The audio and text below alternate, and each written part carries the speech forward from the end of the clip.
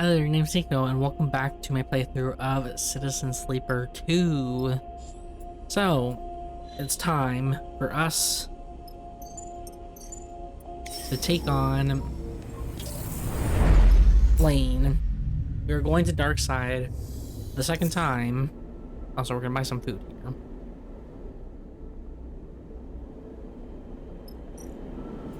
We're going to take on Lane. I think we have...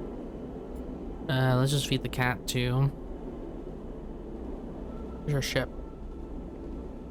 Right here. Kitty, we got you some food. There you go. You'll also harvest a food. Honestly, I think I have like all the resources. Like I have over 500 chits on me.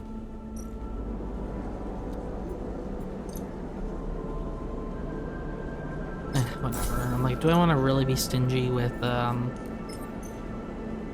look here, this is where we self-process scrap.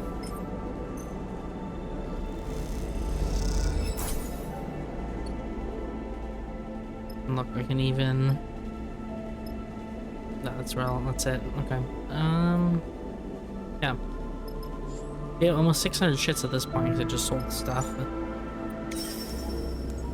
We're going to Greenbelt to talk to our contact.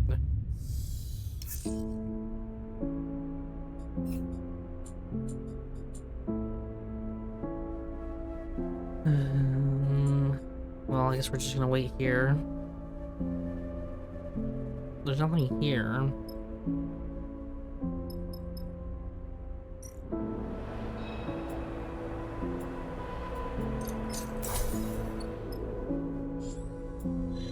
I swear it says go back here. No, it doesn't. Okay, good.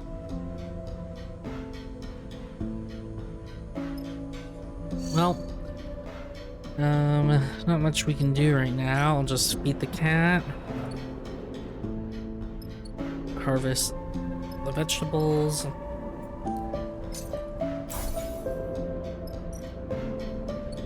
We're not stressed at all. I don't need to do that. There's nothing to do on this planet, so this is all we're gonna do, and then we're just gonna end the cycle.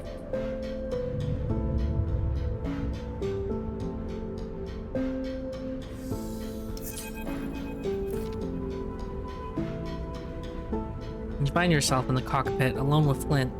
They have a habit of entering a room so silently that you don't notice them arrive, or the reverse, leaving so silently they turn around to find them gone. Right now, they hover expectantly at the corner of your vision, preparing to speak. Do you ever think about your original? The way they ask the question, you can tell they have been eager to ask it for a while. The person you are emulated from, I mean. The person who sold themselves, sold you to Essence Art.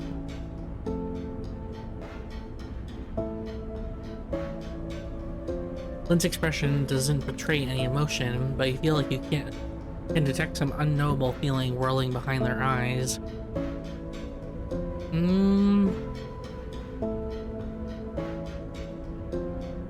I don't know. If I knew that someone like sold my soul to this corporation, would I think about them? I would say not really. I feel like I'm my own person at this point. Maybe like once or twice. Maybe not sometimes. I'd say like rarely, but like I wouldn't say never.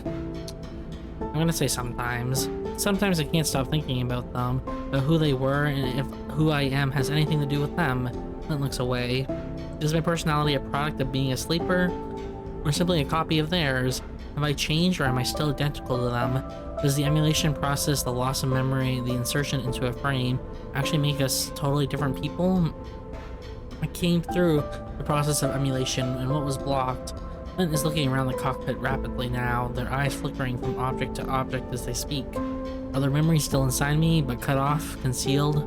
And if I admit it, I wonder if I ever know what it feels like to be a person. Do the humans around me feel the things I feel, or do they feel more, feel less, feel somehow differently? Do they feel the creeping claustrophobia of being trapped inside a body with no escape? Flint's eyes flick back to you, or do we only know how that truly feels? I feel like most humans do not feel claustrophobia being trapped in a body. I'm gonna be honest with you. I don't have that feeling. um, I can't answer that. Then who can? Flint meets your eye. I haven't seen another sleeper since I escaped SNR. Also, I just did want to comment one thing. They always say they meet your eye. Do we only have one eye? Are we a sleeper with one eye? Because they don't say meet your eyes ever. Whenever they refer to like looking at me, they always just refer to one eye, one singular eye. I wonder if I'm like missing an eye. I don't know what I look like, so I haven't seen another sleeper since September. Sure, I'll share my experiences. Why not? There's a wall in you, one that you have built for yourself, one that separates the kind of questions Flint is asking from the parts of you that you need to live. You feel it now, like a weight in your chest, and behind there's a raging torrent pressing against it. You cannot take down the wall, you would drown, but in this moment, for Flint and for yourself, you take out a single brick, you make a gap in the wall, and you share what comes bursting forth.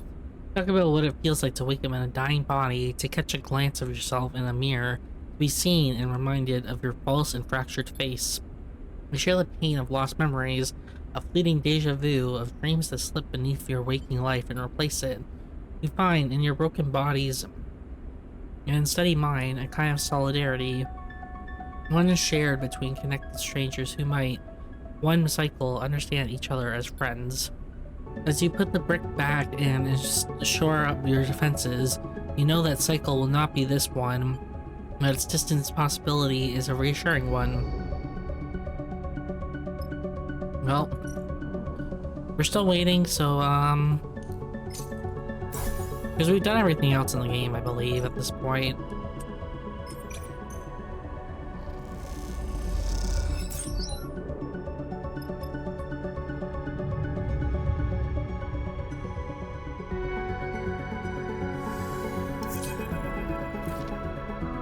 We've got a message, sleeper. Seraphim comes to the bunks to get you, his mood unusually serious. Brings you to the cockpit, his keepsake coin in his hand the whole time, spinning between his fingers. Seraphim is worried. Once you're in the cockpit, you recognize Carmen's voice immediately, playing over the rig's speakers. Sleeper, I hope this message finds you and your crew safely. You'll forgive me if I'm a little tight on the details. My message is as follows. We are ready. We'll be waiting where agreed. Godspeed. The message ends with a click. So, Seraphim takes a deep breath. They're waiting in Greenbelt. The wheat's heath, he said, whatever that is. You ready for this? I'm ready. Her nods. Alright then. Yeah, we're done. Like, I have nothing else to do. Quiet falls in the cockpit. There doesn't seem to be much more to say. Cameron will be waiting, but you know he'll want you to be prepared. I'll be ready when you are, sleeper. Seraphim nods at you. You nod back. You know where you need to go to end this. Yeah, that's why we're here. Anyways, we're gonna feed the cat one more time. We're gonna, as long as I just have to make my, do this. We're gonna hopefully get neutral here and just eat. I'm actually got a positive outcome, unfortunately. Oh, this one's actually probably gonna be positive too. God damn it.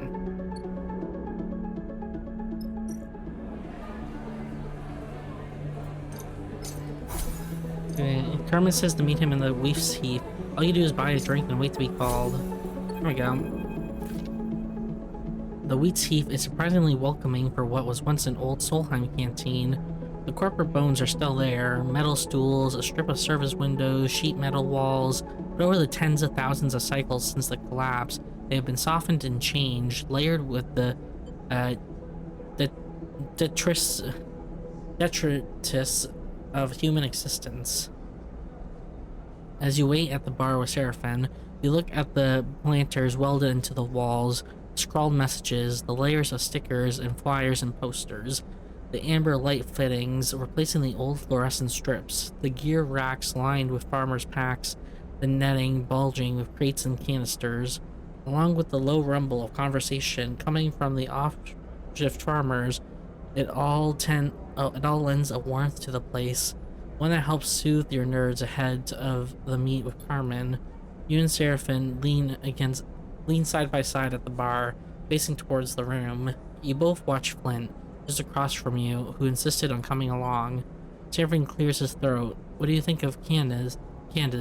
The The sudden question makes you look over at him, and you see he is playing with his coin, spinning it in his palm. What do you mean? Cameron shakes his head and turns to you. You know what I mean. He closes his hand on the coin. I think he pauses and starts again. Kind of have a thing. He shakes his head. You know what I mean. I noticed, okay? Like, I did notice. Yeah, he smiles. I thought you might. Well, Seraphim sighs and stretches. I guess I just wanted you to know. You're thinking how to respond when the bartender taps you on the shoulder and nods towards the door to the back room. It's time. You look over at Seraphim and Flint, who is already approaching you. You give them a nod and head inside. The back room is metal-walled and lined with racks of old Solheim tech. You see cookers and auto-wash units piled up with dead terminals and servers. At the far end, a window looks out across the greening glass of Greenbelt's farms. You made it, Carmen smiles, backlit by the window. We have a lot to discuss. Well, let's get to it then. Flint, if you don't mind, Carmen nods at the other sleeper as they enter, gestures towards the door. Flint turns to you. I'll be outside. They slid the door shut, standing guard on the other side. We have to take some precautions even here, Carmen gestures to you to come closer. So, Seraphim sighs, is this plan of ours looking any more reasonable? That depends on what your crew can bring to the table, Carmen glances at you. We are going to need to do a lot of work to direct the data Ankita gave you towards those that we need to see. That need to see it. What do you have in mind? We need to reveal Lane's betrayal to Subo and Darkseid without being discovered in the process. Not an easy task. Ankita can help us. She must. Carmen looks away. Without her, this plan is impossible. Then we make contact with Ankita as soon as we make it onto Darkseid. Seraphim looks at you. We just need to stay under Lane's radar. The thought of Lane brings a memory of his attempted takeover to the front of your mind. The feeling of him slipping behind your eyes, moving your frame. That can't happen again. Apologies, we do not wish to interrupt, but we must interject in your current course. Overseer appears in the void, flickering nervously. An encounter with Lane would likely be catastrophic. Overseer's 3 forms orbit you. As we have mentioned, on arrival to Hapep, we must immediately seek the mainframe, from where we can recover my codebase and reconstruct ourselves. We would then be able to aid you in your defenses against being rewritten. This is our recommended course. The 3 heads nod simultaneously and decisively. Still with us, sleeper? You come back to Seraphim's concerned face. You dropped out for a second. Yeah, I honestly agree. We should explain what happened because he knows that we're like, we're being transformed, but I should explain this to him. You tell Seraphim and Carmen about Overseer, about how the old Solheim protocol slipped into your frame from the prime ship Jamin used in the diagnostic process, of Overseer's protection from Lane's attempt to control you, of its proposal to make that protection effective through the old mainframe of Darkseid. They listen quietly, Seraphim carefully watching you as you explain. Feeling all of this, you feel the burden of holding that knowledge alone being lifted. This changes things. Carmen turns and looks out of the large window at the back of the room, towards the glass canopy of the farms. We can't take on Lane without protecting you from him, Carmen turns back. You should look for the mainframe. I will make contact with Ankita, and we will meet when you are ready. This has to remain secret from Lane and Utsubo. If you are revealed, I'm not sure I'll be able to recover you. By the time you have ensured your safety, I will put together a plan with Ankita to expose Lane. We take it step by step. The crux will be to find a way to disseminate the data we have on Lane to his gang, or even Darkseid at large. Carmen stops. The path ahead still unclear to him. There's a nervous intake of breath from Seraphim. You share his apprehension. There are so many variables at play here. Some of the old tech strapped to a nearby rack flickers with a cascade of status lights. You all turn to look, and as you do, motors and servos begin spinning within the machines, whining and groaning. They harmonize, then begin to produce a voice. Our apologies, the voice is shrill and distorted. We must interpose ourselves. You recognize the tone immediately. Overseer. It's interesting. What? He can actually control near my machinery from what the hell? We are regretful. Solheim hardware in this room provided the opportunity for us to speak for ourselves. The pile of servers Overseer was controlling could look any more apologetic you imagine it would. No, I understand. We are... The servo clicks as it skips a rotation. Thankful. We ascertain you require dissemination of data within facility you target. The whine pitches higher as The motors increase their speed. As a Holheim protocol, we have capabilities to instigate station-wide announcements and messaging. So you could blast out Lane's betrayal through Darkseid's corporate hardlines and flood the network with it. Seraphine looks impatiently at the screeching pile of scrap. If that is what you require of us, we are pleased to serve. The shrill voice of the response makes you cringe. Carmen has been listening quietly, but now he interjects. Why would we trust you? He glances in your direction. You seem to be little more than a parasite in the sleeper system. If we use your unflattering analogy, then you would understand that a parasite requires the body of its host to live. The motor stutter. We will ensure the sleeper's continuance. And afterwards, Carmen folds his arms. When you have what you want and regain your code base from the mainframe, will you still do as we ask? We will endeavor to do so. The acrid smell of burning motors now fills the room, but we will undergo a transformative refactoring. We will become whole again. So, we cannot speak to our actions in future with certainty. Seraphine and Carmen exchange concerned looks. We can do what you require. We will protect the sleeper. We will disseminate the data. We are a service protocol. We will serve. The motors and servos stutter and whine, and then go still. The status lights blinking and then fading to darkness. Overseer has retreated. We aren't actually going to do what the ghost says, are we? Seraphine looks between you and Carmen. The offer is a tempting one, and one that, ultimately, we cannot refuse, Carmen sighs, but we must proceed with extreme care and caution. What do you think, Sleeper? Seraphine meets your eyes. I trust them, Seraphine sighs. Then that's that. We have our plan, Carmen turns to you. Sleeper, you and your crew will find the mainframe and access it. I'll find Ankita. She will help us disseminate the evidence of Lane's collusions through Utsubo, and then, as a fallback, Overseer will send it through the old networks to all of Darkseid. A simple plan until you get to the details. Seraphine looks down, frustrated. Speaking of plans, I have a present for you, one that will improve our chances. Carmen pulls a small box from the nearest rack, one you hadn't noticed before, and it hinges open, revealing a chunk of tech you don't recognize. It's a spoof transponder. It will conceal your ship on approach to Darkseid, give it a new identity, one unlikely to draw attention from the Utsubo-controlled docking admin. Seraphine takes the transponder and turns it over. Yeah, it's interesting. Yeah, where did you get this? Even retired mercenaries have their secrets, Carmen smiles. Seraphine looks to you. I'll be with you this time, Sleeper, he nods. We should think who else we want on that station, too. I agree, Carmen interjects. Make sure you trust those you bring with you and prepare as best you can. We can't know how this will play out. You nod. You'll get one shot at this. Then we are ready. Carmen takes a breath. I have my own way of getting onto Darkseid, but here passes you a small strip of plastic stamped with numbers. My private frequency. When you are on approach to Darkseid, message me here and I'll sync up my transit. He points at the transponder in Seraphine's hand. So make sure to install that first. Seraphine nods. We've got it, he sighs, the weight of the task ahead suddenly very apparent. Well, I suppose that's it.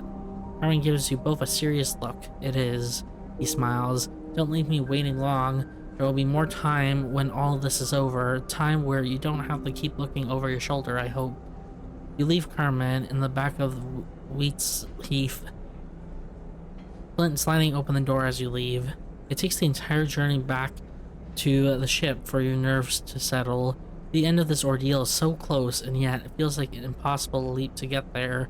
Perhaps in a handful of cycles, you'll know how impossible or possible it is. So, how are we feeling about this Solheim protocol in your head, Seraphine? It doesn't look up from installing the transponder, a set of wires and cables waving loosely around him in the low light of the cockpit. My overseer's okay. Got to hear, although you'll have to forgive me for being a bit concerned. He begins unscrewing a panel beneath the flight console. Maybe you could have mentioned it earlier. Seraphine clips his magnetic screwdriver to the side of the console's base and turns to face you, dusting off his hands. I have understood for a while now, Sleeper, that there are things you experience that I can't even come close to knowing how they feel. But that doesn't mean I don't understand you as a person. Seraphine gives you a concerned look. I know you are secretive, defensive, and I know there are reasons for that. I also know you are warm and kind and generous to those on the ship with you. Seraphim pauses, collecting his thoughts. I trust you, Sleeper, and I won't question this. But please hold on to what's human in you, because that is what I am holding on to. Seraphim stops, his eyes a little wild, his tone a little unsure. Then he finds himself again, settles his emotions, and turns back to the transponder. Right, that's it. He twists something beneath the console.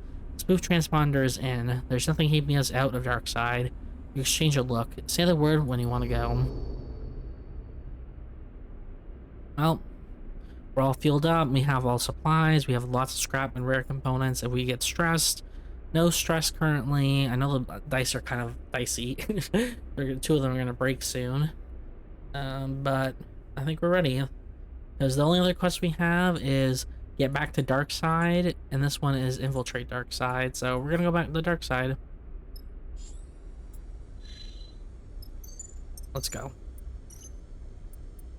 Okay, so who are we taking with us is the question. We have 2 people apparently. We can actually take 2. Don't really trust Yunjin that much, I'm gonna be honest. I don't also really trust Flint. We don't really know him. Same with Nia. I mean, the people ironically, I do trust Cadet, because I took her the first time to Darkside and we were chilling. I think we take Bliss and Cadet. But do we want to take 2 engineers is the question. Because I'm already an engineer, like... Maybe I should just take Junie. I think, or no, we take Junie Cadet, you know, because I want a little bit of engage interface. I think it's fine. Let's go. I trust Junie as well. Alright, Sleeper, you want to do this honors? Seraphim is strapped to the pilot seat, guiding the rig towards Darkside. Take the strip of plastic Carmen gave you and copy the frequency into the comms window of the console. Type a simple message. Heading in, good luck. The console chimes, the message is sent. You hope Carmen is in range to receive it. You search inside your mind, wanting to find Overseer there, but you feel no presence. You hope they will be ready when called for. You look ahead, out of the cockpit, towards the distant glimmer of Darkside. Time to take on Lane. Oh shit, it's time. When Seraphim finally brings the rig into the sunward docks, everyone in the cockpit lets out a sigh of relief. The approach was simple, routine even. Checking in with the port administration, being assigned a dock, bringing the rig to a stop, all of it familiar, but all of it laced with the tension of knowing that, at any point, it could all go very wrong. The spoof transponder works, Seraphim shakes his head, so at least we know Carmen's as good as his word. Was there any doubt? Well, Seraphim shrugs. I've got used to things not going to plan by now. He shuts down the engine and clips from his seat. I guess like his friend Marco. But I guess there's still plenty of time for that. This place may have kicked our asses last time, but this time I'm ready. Cadet unclips from her seat. Carmen's the big unknown, but if you trust him, I do too. The transponder is not as complex as you think. Junie checks her deck. I imagine Carmen is less concerned with reaching Darkside, and more of what happens once we are here. I try to imagine Carmen somewhere on Darkside, perhaps smuggling himself aboard a freighter, or among the crew of a trusted ally. You hope he is as confident as he seemed about finding Peeta. We need to spend less time worrying about what Carmen has to do and more about what's ahead of us. Seraphim turns to you. The old facility, Hap-Pep, was it? I'm guessing that's deep below all this. Seraphim gestures towards the vast accumulation that is Darkside. See that grew on the back of the Hap-Pep solar cells, layer by layer. Its chaotic structure is neither planned nor regulated, but the foundations it is built on should be as formal as any corporate facility. That means we need a path down into the foundations, and it's just we don't just take the first one we find. Seraphim continues. We scope the area out carefully, quietly, look for the right path into the heart of this place. What about Utsubo? Well, thanks to the spoof transponder, they don't know we are here. Let's keep it that way.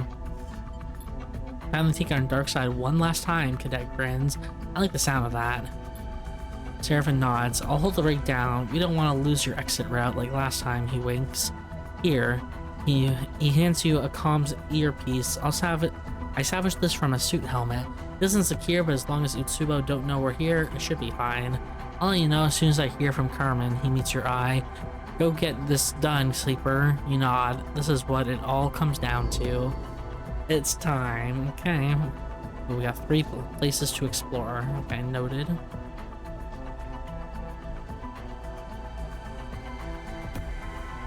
Are we on a different part of Darkside this time?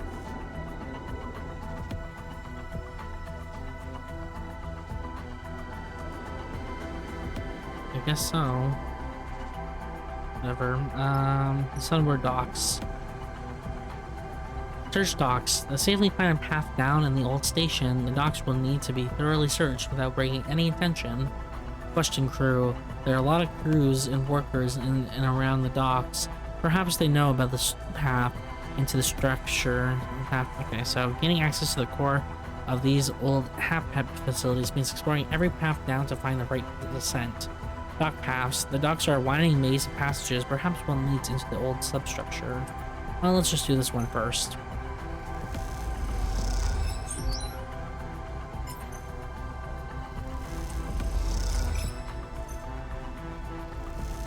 Oh. This one didn't actually go through. My bad. Neutral. This was what gave me stress. Okay, we got it. Next one, broken hex. Go over the edge. Here, where the layers of the facility are exposed, it's possible to enter from the outside and explore inwards, analyze layers. This part of the station is cracked open. Trying to understand the layers that have been exposed might help the search. Shattered edge. Here, where the old substructure is exposed, might be the perfect place to gain entry to the station's core. Endure an engineer. Well, good thing for me. I'm an engineer. And this is what we do. We just push this one.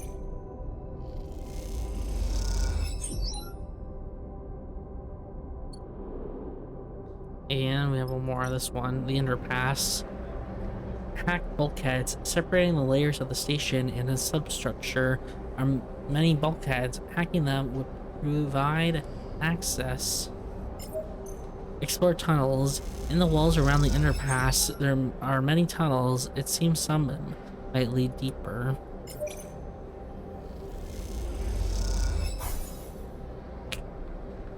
Okay, well.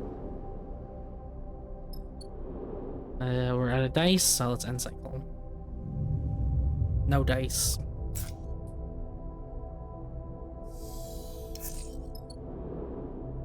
Okay, so this one. We only need a neutral. Unfortunately, it's going to give you a bit of stress. A lot of stress, so try to save a dice, but regardless. There we go.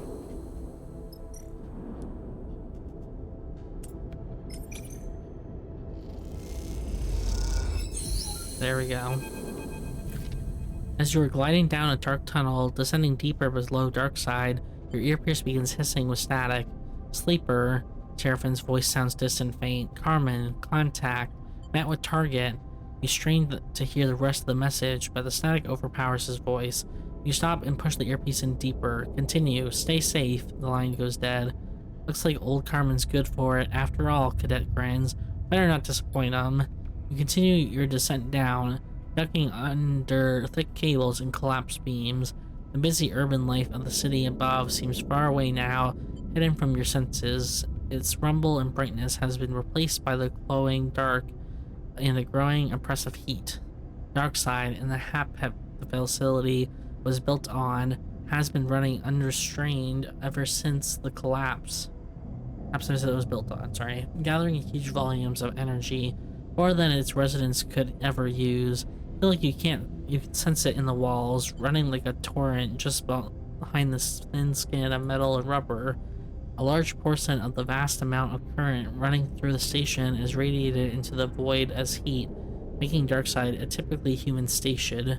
But down there, that heat is drier and more intense, and sections of wall glow with a fiery intensity. The tunnel leaves out, and light blasts through shuttered, stripped viewing windows. on either side, illuminating the passage in strips of burning white. Through the gaps, you can see a labyrinth of walkways and scaffolding tucked into the margins of the vast solar cells. The heat washes across your vile skin, making you tense against it. The inner side of dark side must be crossed. Oh, here it is. Substructure. Follow hardline. The hardline network of the old station will surely lead you back to the core if you could decipher it. Follow margins. Backing with heat and overcharged with electricity, it is best to avoid the solar cells and stick to the margins. Okay, so I can do both of these actually. Wish I already did all Junies because I have an interface here. We'll just see which one's better. They honestly both give +2. Yeah, they both give +2, it doesn't really matter. A little bit of stress. That's fine.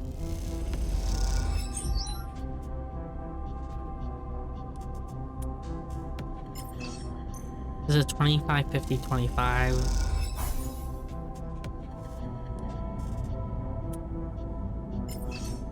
Okay, this is 50, 50, so not really ideal, but we got it.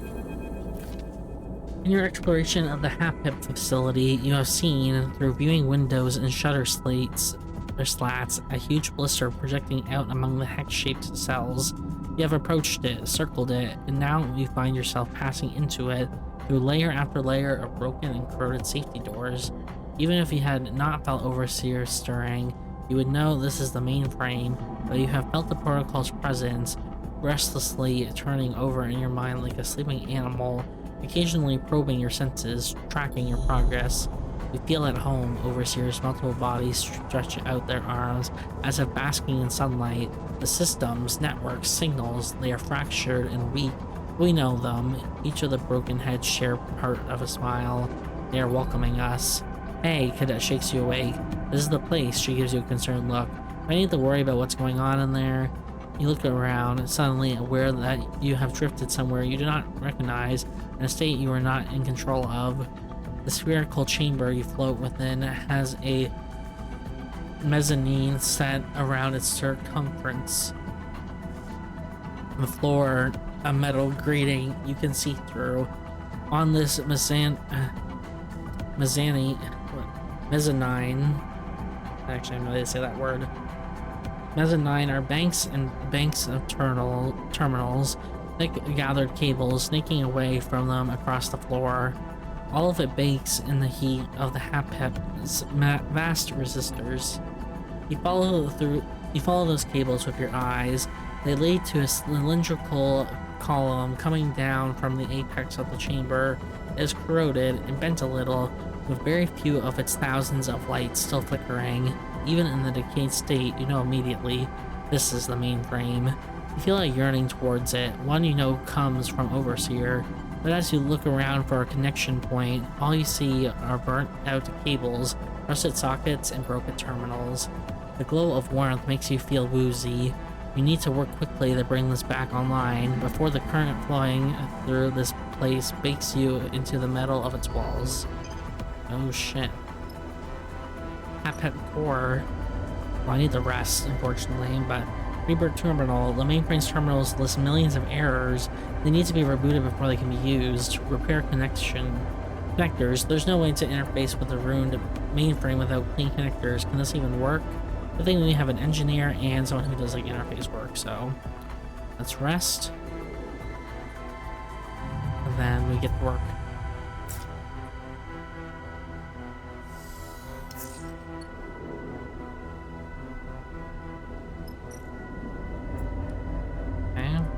Judy actually got good rolls. Honestly, so did Cadet.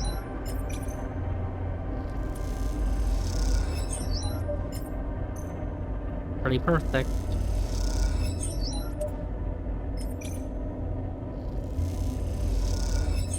Nice. The column of the mainframe pulses with fractured lights, a scattered wave of systems awakening, accompanied by the whine and stutter of the machines all around. This thing is powering up. Cadet looks around the room, now shaking and shimmering with energy. This is just a big terminal, right? because it feels like something much scarier than that. You reach out for the prime connector and with your other hand, touch the socket at the base of your synthetic skull. As you do, a sharp shock runs through your fingers. For a moment, it feels like your vision doubles, but as you pull the connector and its cable across your vision, you see it is only your body that is doubling. The connector, a stable object, while your arm leaves ghostly imprints through the air. You wave it back and forth, but the multiplied arms do not follow. Each instead takes on a life of its own, grabbing around your forearm and wrist, taking control of your arm. You feel their force as they push your arm across your body over your shoulder. They push once more, and the connector finds its home in the socket. In a familiar flow, but stronger, rushing, rapid, than a figure, no, 3 figures descending into it. A swimmer stepping into a river, a sleeper drifting out of an airlock, a symbol being subsumed into a sign, and you, little more than a witness, a marionette, its strings outstretched, mapped, hand to hand, leg to leg, to another. The flow freezes, the 3 figures almost overlapsing, almost complete, but not quite. Their tripled eyes look back at you in horror. The voice, shrill, quiet, in your head. There's someone else in here. Heat glazing your thick vinyl skin. The mainframe a whirling chaos of light and sound. A brightness, and then it fades. The lights shutting off.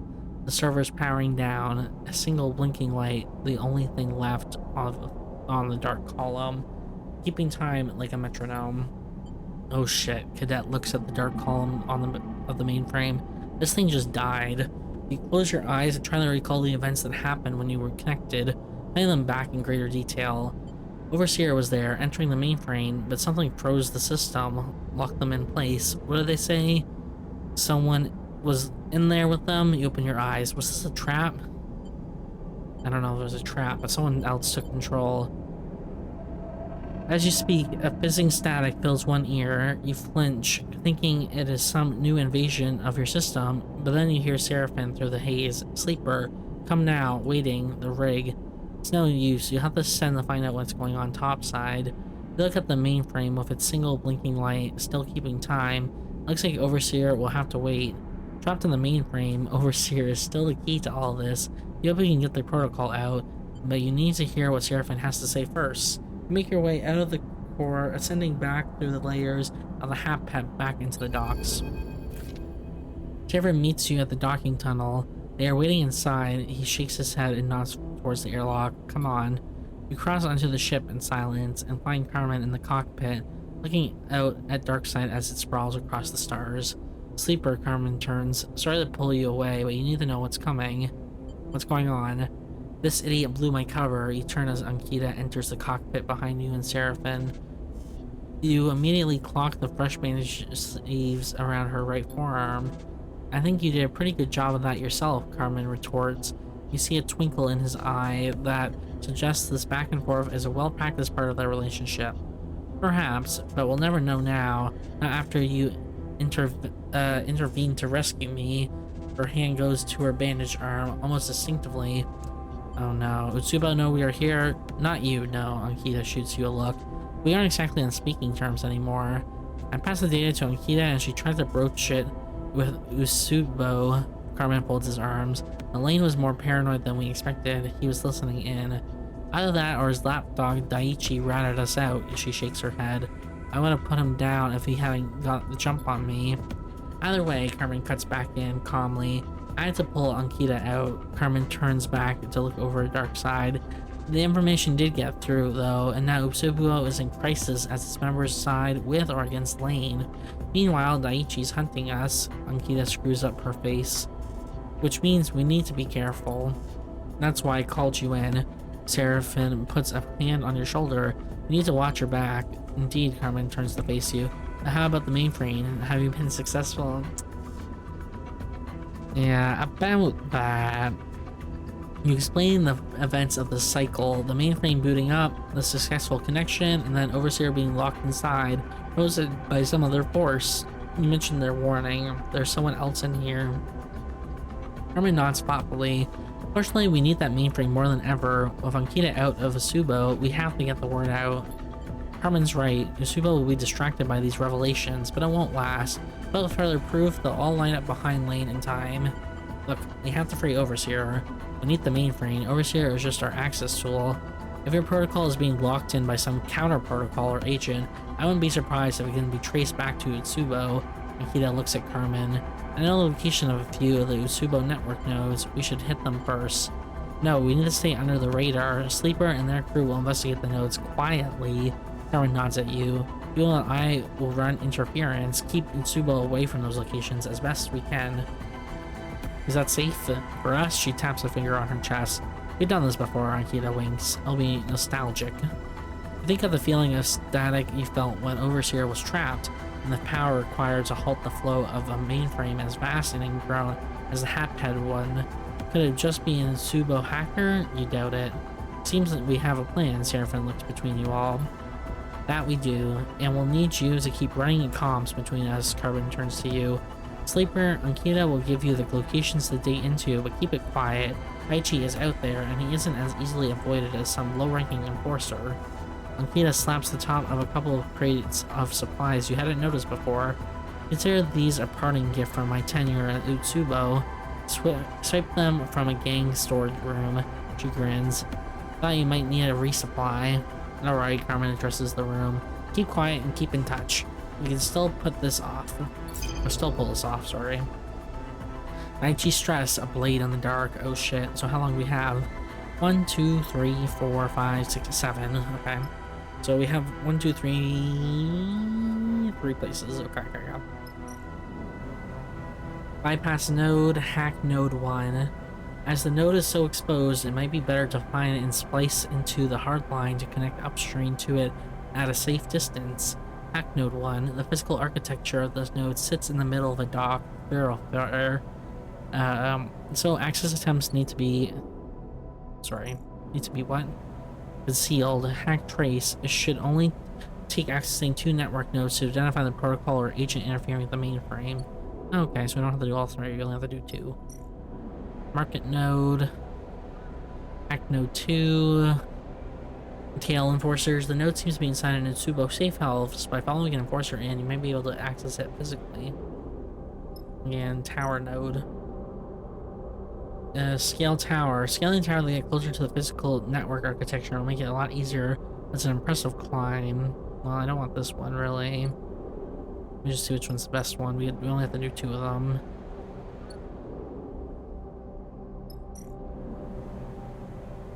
Okay, so Cadet's gonna be sitting out of this one, which is fine. I'll just be Junie and I. So I'll do this one.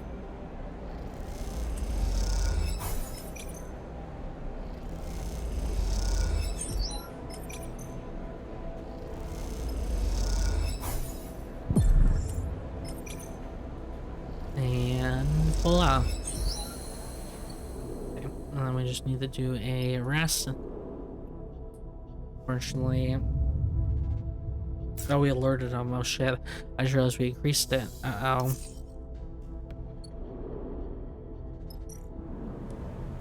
Okay. Interface.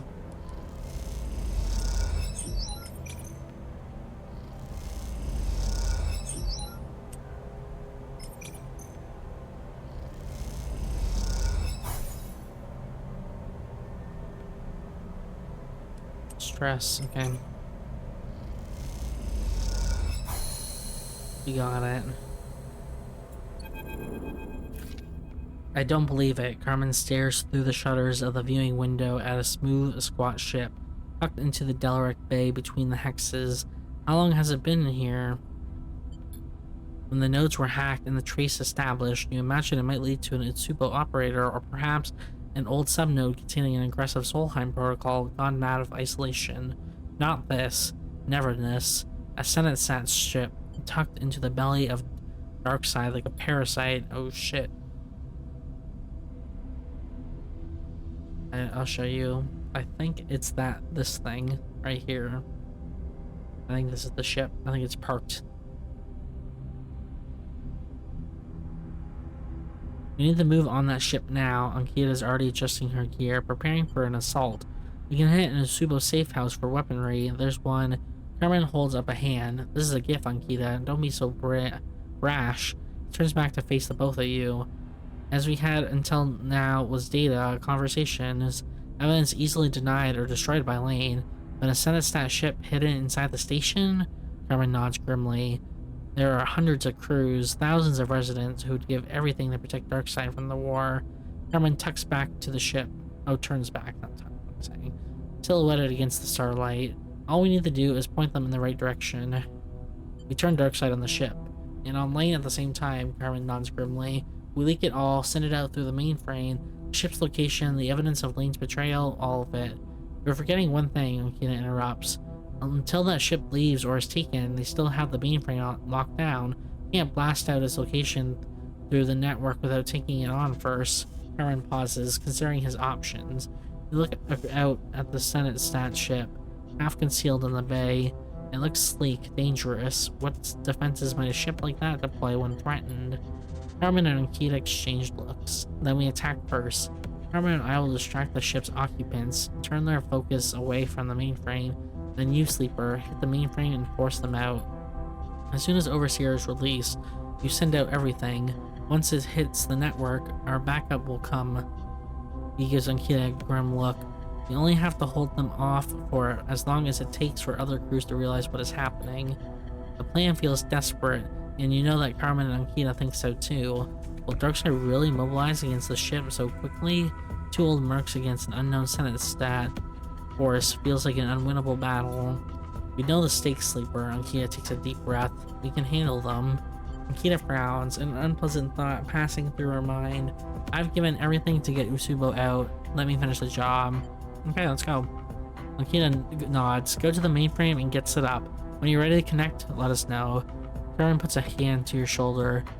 Once you start, don't stop for anything. Get the data out. He meets your eyes. We will handle ourselves.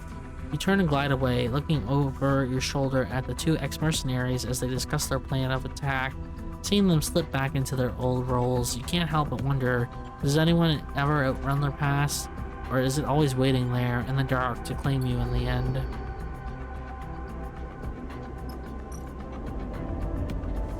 Okay, we gotta rehack.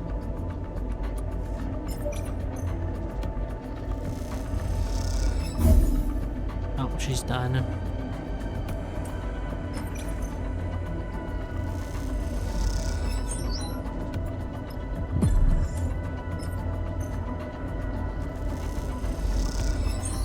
Okay, there we go, we got it. The heat inside the Haptep core is intense as you stare at the column of the mainframe. Its one blinking light still keeping time. Seems ready, Cadet wipes sweat from her brow. Only one way to find out, I guess. You look around the ragged bay. Time to give Carmen the go-ahead. You glance at Akita's thumbnail drive, now slotted in the main terminal, containing a data packet with everything you need to unseat Lane and reveal the Senate stat ship. You hope it will be enough. You hold a finger to your earpiece and let Seraphin know to relay the message through to Carmen. Alright, Seraphin's voice is heavy with worry. I'll tell them. A long pause. Be safe, Sleeper. Get this done and come back. I will. Good luck, friend. The comms click off as Seraphin switches to Carmen's channel. You wait, imagining the conversation. The terse words activating the plan. You wait, long enough for Carmen and Ankita to nod to each other. Long enough for them to drop down through the bays in silence, to check the weapons they stole from Usubo, to take their positions, and then to make their move. You grab the connector and hold it behind your head, close to your access port. Suddenly count to 3 and then connect. At first, nothing has changed. You dropped into a stasis, a small, dark space with no cracks.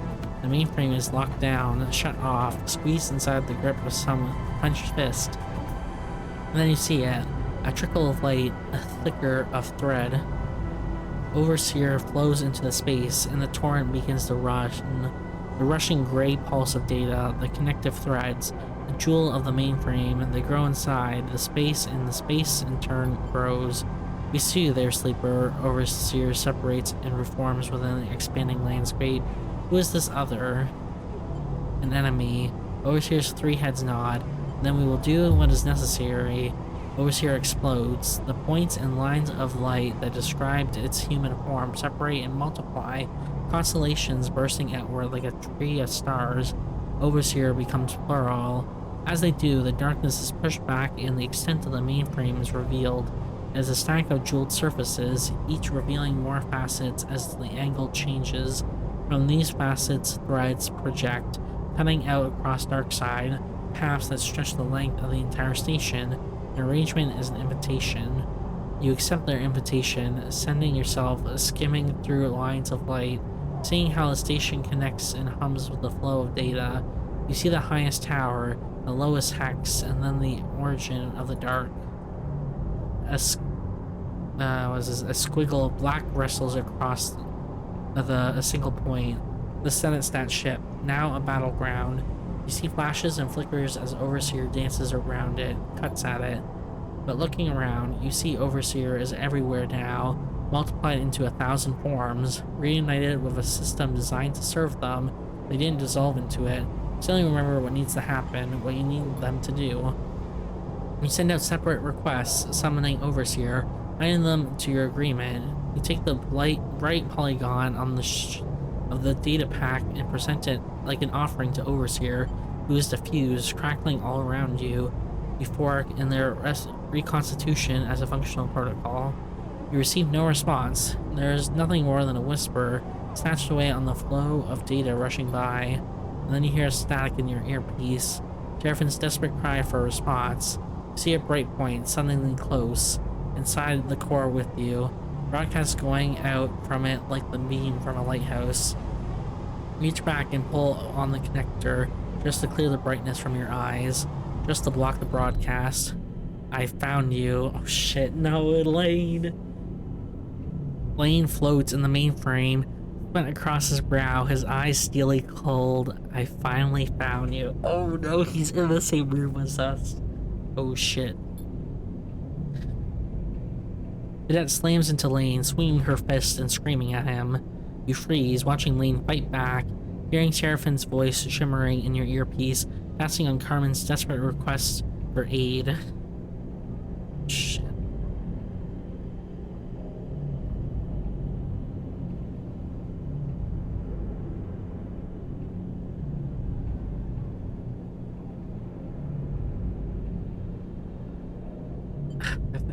I feel like I can't help fight Lane because I feel like if Lane touches me, I'm cooked. So I gotta reconnect the mainframe.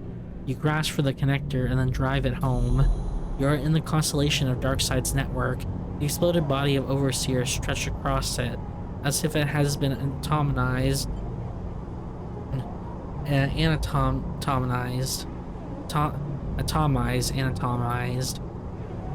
Lane is still a beacon, one that flashes close, but you do your best to ignore it and reach out to Overseer once more. Remember me, Protocol, you say. Remember your promise. Something begins to form, begin to flicker. As it does, you hear something outside the network, the bright crack of an electrical discharge, the grunt of pain and impact, and silence again. The brightness grows, it draws closer, and the blinding white blanks out everything. You open your eyes to a smile like knives. Behind Lane's pale head, the body of a friend floats, stunned, in the dark. The fingers of Lane's carrier signal reach inside your mind. Oh shit, oh no. You are boxed into the viewing window behind your eyes, a passenger in your own body. Lane is in control. Oh, it's so much easier now that I'm prepared. It's almost a seamless switch. Lane's face is in your vision, but his mouth does not move. The duality of it, like a mirror turned to face itself. In perfect unison, you and Lane lift your hands in front of your face and turn them, inspecting them. You feel sickened, a flare of panic going off in your mind. Oh no, did he transfer his consciousness to me? Is that what he was doing? Look at this. Lane opens and closes your fist with a motion like a wave that runs finger to finger. There are improvements to be made, but this is remarkable. Lane's eyes look into your eyes.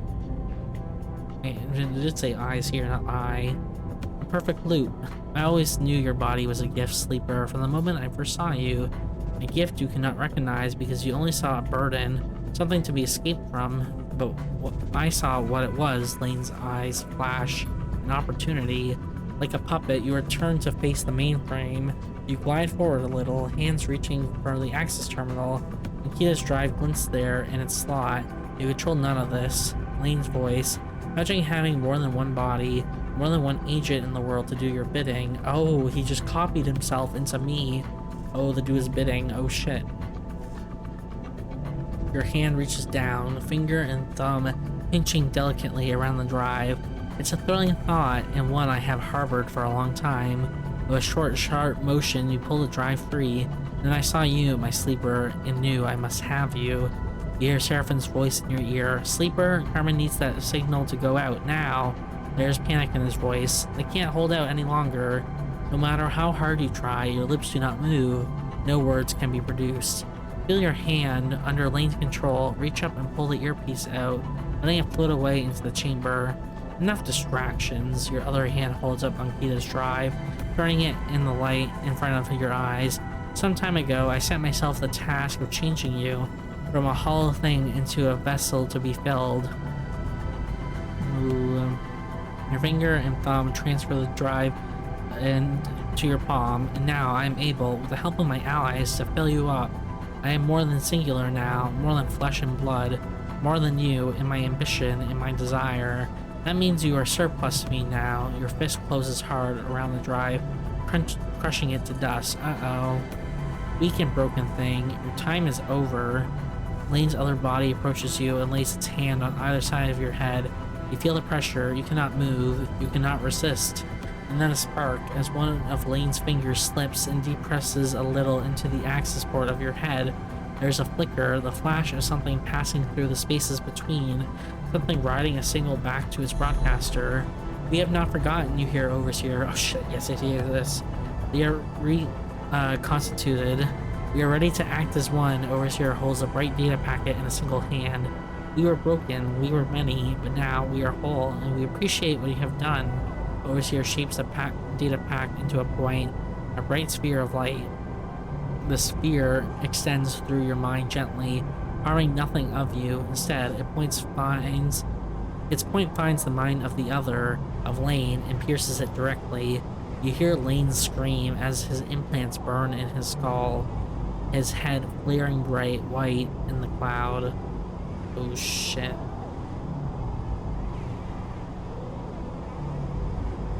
So we just pierced Lane's consciousness with this data sphere? Goddamn. And then, when that mind has gone dark, and the pressure of the sides of your head have receded, the packet explodes across the network, white hot and urgent. In its wake, data points are seeded, conversations, coordinates, conspiracy. At the farthest point of the network, its distant edge, the data packet arrives with little more force than a notification, delivered to every device terminal within its range. But here, at the epicenter, it blasts through you with such power that, for a moment, every thought, every idea, every piece that might make up a self is wiped cleanly from your mind. It takes a long time to put a person back together, a long time in the dark, picking up fragments of what once was whole. Like waking from sleep, you can never be sure what piece might have gone missing in the reconstruction, what might have been lost, but you continue anyway, though through hazy cycles of faces and distant voices. This is, after all, not the first time you have had to remake yourself, and you imagine it will not be the last. You're up. Seraphine finds you looking out of the lone window in the rig's berths, a slit that stares out across the shattered edge. Yeah, okay. Stares across the shattered edge dark side. How long was I out? Seraphine gives you a half grin. Best not to think about it. He looks away for a second. Long enough. Suddenly, Seraphine crosses the bunks and embraces you. He squeezes you once, then backs off, hands on both your shoulders. Good to see you up, he smiles, as always. Come on, we need to go find Bliss. Seraphine leads you out of the bunks, through the ship, and down the docking tunnel onto dark side. As you glide through the docks, he recounts what's been happening over these past cycles. You weren't the only one taking a beating. He squeezes through a group of cargo porters carrying crates. Ankita and Carmen held out against the Senate stat ship long enough, but they aren't without their share of injuries. They're back on their feet now, though, working together. They've managed to quiet down some of the remnants of Otsubo, stop the factional infighting. They are clearing out one of the Utsubo safe houses over in the Rise. I'm sure they could use the help if you need something to do. Marco has come to the station too. He wanted the help with the cleanup after Utsubo fell. He's working with Ankita. I should go see him, but Sheriff sighs. I feel like he hasn't quite accepted Marco's reappearance. I'm not sure how you'd react to seeing him again either. Oh, and Carmen isn't sticking around. He's already left for Oliveira. Sheriffin pauses for a second, a memory of that place coming back to him. You watch him shake the thought away. Junie, meanwhile, is still digging to all that data she pulls from the bunker. She's down in the HAP-PEP core most cycles, trying to make sense of it. Anyways, you'll soon catch up on everything, he smiles sympathetically, but there's something behind his look. You can't quite place it. Two of you continue on in silence, drifting into the depths of dark side, good friends, side by side. Sheriffin leads you down into a passage lined with bright screens and signs, sound and light blasting of the shop fronts on either side. You know this place, Flicker Row. He stops outside a familiar door. The shop you woke up in all those cycles ago. Gives the door a few quick raps with his knuckles. You wait. A sleeper? He shoots you a glance. When you are ready, we should talk about the future. What comes next, all that. Sure, give me some time. Yeah, of course, he looks away. It just feels like a few things have changed. Sleeper, Bliss opens the door, immediately jumps to hug you. They let go sheepishly and look between you and Seraphim. First, stay up. I thought you'd both be celebrating your freedom. Don't want to overdo it, Seraphim shakes his head. Plus, there's more important stuff to talk about. His eyes shoot into the shop beyond. Bliss's voice drops. You sure, Seraphim? They just got up. Can't it wait a cycle? Seraphim looks at you. They should know, Bliss. It's important. What? They nod hesitantly and then back into the shop, letting you come inside. Little has changed since you were last there. The stacks of servers, the refurbished hardware secured in roof and wall netting, the connectors, including the ones that facilitated your reboot. Bliss and Seraphim follow behind quietly, and the atmosphere is immediately ominous. I've been keeping an eye on you these past cycles. Bliss hooks their legs onto a stool by a counter, making sure you were stable. Your frame, I'm sure you know, has been through a lot. And when Overseer pushed Lane out, well, things got more complicated. All those changes Lane made to your system, he did it through your stabilizer. He laced it with proteins meant to alter your frame's basic function, to accept other emulations, other minds, to open you up to remote access. What Overseer did corrected some of that, or at least wiped it from your system, but the stress involved and the damage to your last partial reboot falls silent, unable to answer their own questions. We need to finish the reboot, Sleeper, the one Lane interrupted. Seraphim can always be relied on to tell you things straight. Not immediately, Bliss cuts in, but at some point soon. Not quite ready, but now that you're up, Bliss looks down. Get to work. Well, how can I prepare? So what, are we gonna lose all our memories? Bliss takes a deep breath. Look, I'll be honest, Sleeper. I know we need to finish the reboot. Lane interrupted. I am sure of it, but the effects, they shake their head. Your frame was complex to begin with, but after everything, the reaction could be bad. We could talk more about it when I have the... Bliss stops suddenly, their eyes shooting to the door. Sorry, am I? Flint floats in the doorway. They look at you, wide-eyed. You're up. A smile across their face, though it quickly fades. Good to see you. Really good. How are you doing, Flint? Good, they glance at Bliss, smiling. Mostly thanks to Bliss. They've been taking care of me, Bliss smiles back. Flint has become my patient too. Bliss clasp their hands nervously together. We've been able to acquire some stabilizer from Lane's stores, which have helped, but we don't have much of a supply. Bliss is going to reboot me like you were, Flint cuts in. I don't need stabilizer anymore. They sound almost excited at the prospect. We look to Bliss.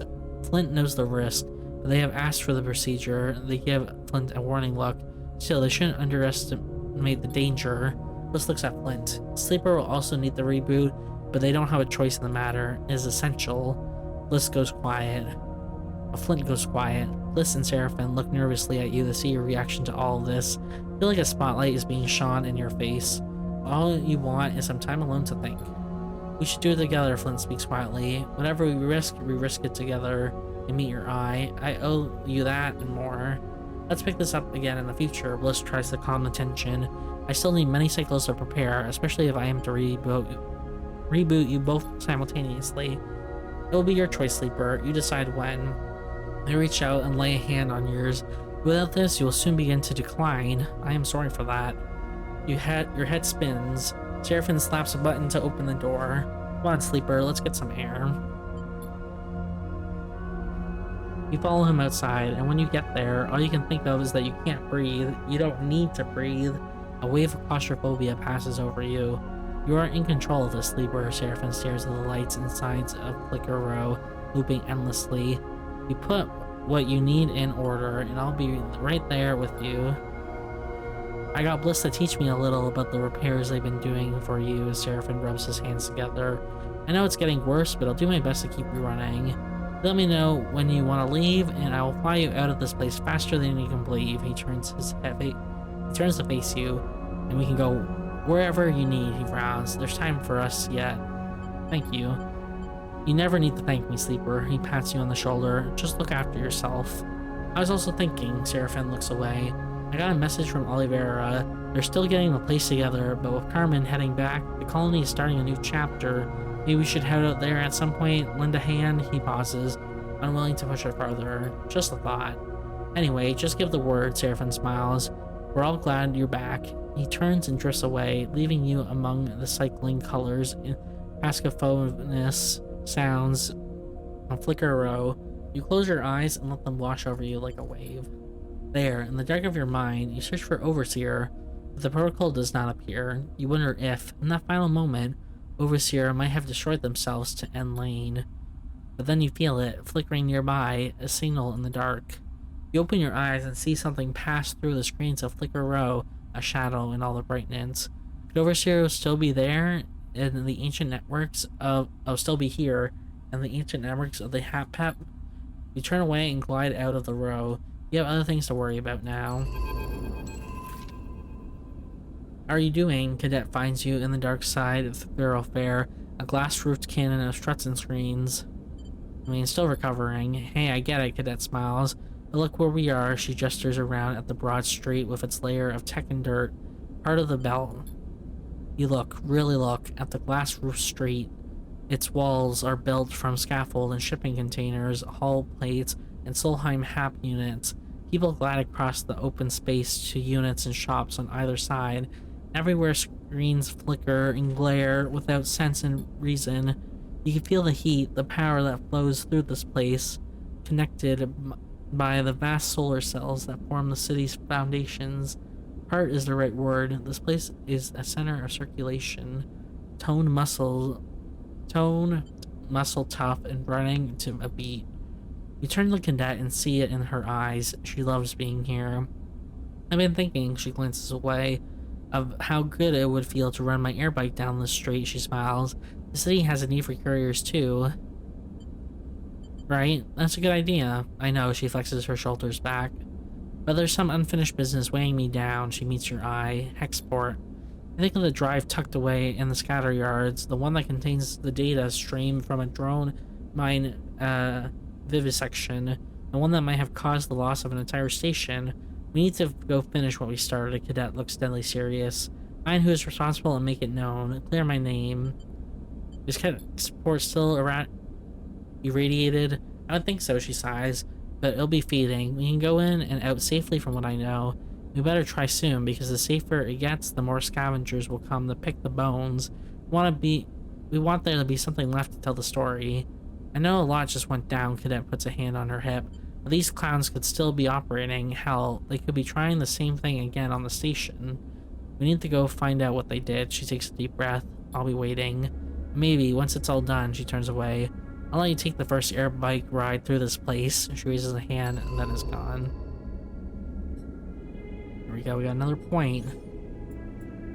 Okay, let's just do endure. Okay. What is the okay, so we got new locations. Dark Side Exchange. Okay, sure. Feels a bit expensive here. Utsubo Safe House. Shift boxes. Utsubo collapsed while you're recovering, but its members and enforcers are still dark side. Kita and those working with her have gathered and packed a lot of Utsubo materials, but they need moving out. Search safe house.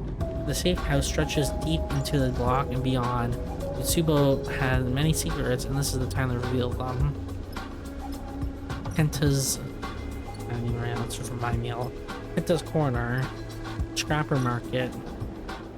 Process raw. I can process some raw scrap, sure. Scrap shift. Yeah. Hap facility. Junie studies. Junie has gone straight to Hap Core and has asked not to be served. What is she doing down there?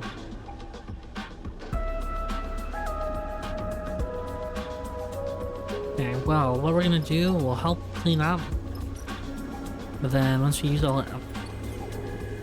right here. And once we use all our dice, we're gonna go do the contract.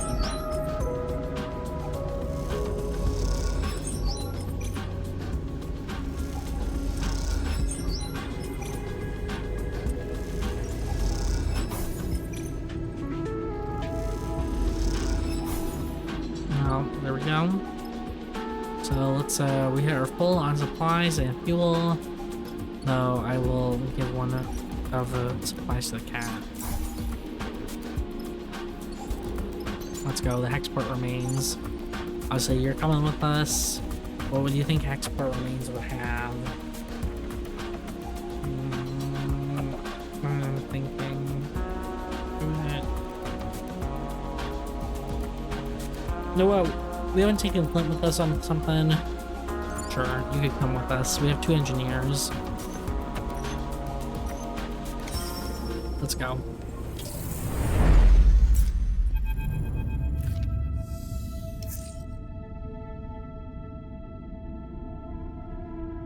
As the rig drew closer to export, the crew became silent. Now, staring out at what is left of what was once a thriving station, you feel empty. The full extent of the damage is impossible to ignore. Grim, Seraphin shakes his head. It doesn't feel like we were here that long ago, he sighs, and now this is what's left. You look at the clouds of scattered debris, the layers of the station torn open to the void. It is a reminder of how close the war and the unseen atrocities of the inner system are to shifting into the belt. I don't like digging around in a place like this, Seraphin turns to you. Let's be quick about this. No, I agree. Seraphin nods. Oh, I'm here if you need me. You head to the airlock to suit up and get ready. You ready for this? Cadet catches up with you in the passageway. This place is already giving me the creeps. And I'm ready. Cadet nods. If there are answers to be found, we'll find them. With your eyes on the shadows, Flint is getting suited up by the airlock. You can't rule out scavengers and grave robbers, and they won't react well to visitors. Cadet takes a suit from the locker. Seraphin said the radiation is lower than expected, but still too high for prolonged exposure. The suit should keep most of it off us, but we can't take it out long. We can't take long out there. The stress on the suits in the rig, she sighs. We'll be forced to leave in 3 cycles. Cadet grabs a helmet. Not a moment more. You get ready, too, your mind filled with memories of Hexport. You hope they will help you navigate the shattered road. Looking at what's left, you doubt it. Okay, so we have... this is Hexport. Ruined exchange. Search ruins. Most of Hexport has been ripped apart. Exploring it will be dangerous work, but how else to discover what happened? Hunt for data. Part of the shattered station is station's networks are active, driven by the fractured solar cell. Perhaps they hold some clues? Okay, well, Flint can do this. Unfortunately, actually, Cadet can't do any of this.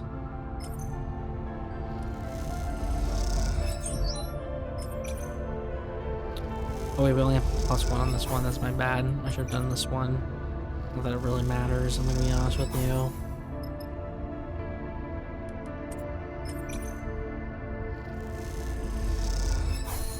There we go. You hear that, sleeper? Cadet stops among the debris, just outside the ruined exchange. The search so far has been thankless, a grim slog through endless debris. You're glad of the break. You stop, floating in the dark, and listen. There's a hissing on the open comm channel, a hissing you've grown used to. Now that you listen to it again, though, you notice something else in the noise. There's something different to it now, a texture, a modulation of tone. Is that? A voice, Cadet cuts in. Someone is speaking, her eyes look wide through the faceplate of her suit. You listen carefully, and yes, perhaps there is a voice there, though it is quiet and distant. It could be a person speaking, or it could be some residual signal of an automated system, one that is slowly dying in the wasteland. You see Cadet moving across, testing the signal strength from different positions. It's coming from the direction of the docks, her voice hisses through the comms, blaring over the broadcasts. A survivor? Cadet meets your eyes, both of you hoping this might be true. It's probably just a comms echo, Seraphine's voice cuts in over the comms. You can't go chasing ghosts, not with so little time left. The rig can't sit out here getting cooked by radiation, and neither can you. Seraphine's voice distorts and shifts. You should move to the epicenter where Factory Row used to be. That's where this all went down. Cadet looks at you, and you know she wants to chase the signal to the docks. She wants there to be someone there, calling out to you. Look over towards the remains of Factory Row, the epicenter as Seraphine called it. It is now a cloud of debris and fragments of bays, a shadow of what it once was. For the first time in a long while, you think of Karsten. Oh my gosh, right? We trade Karsten for Judy.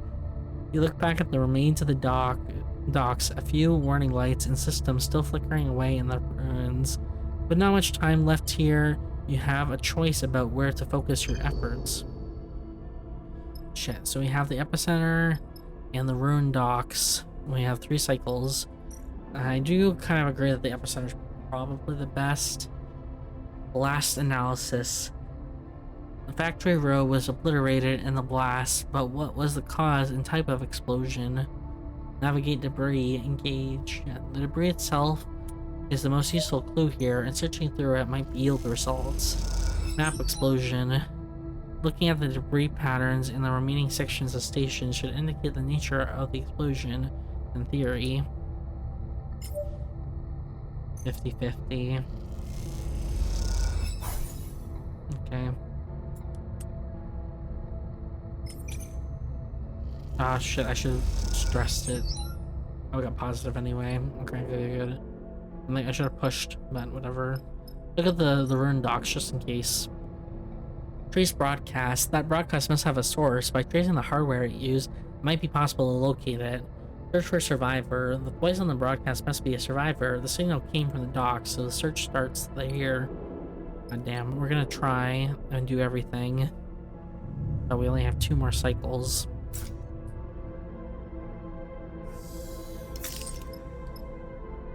And we have one less die to work with. I should have pushed, god damn it.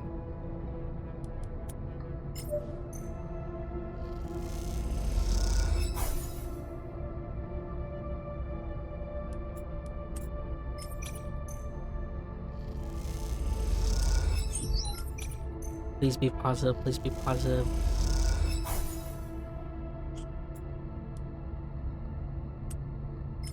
A waste of die on this, god damn it.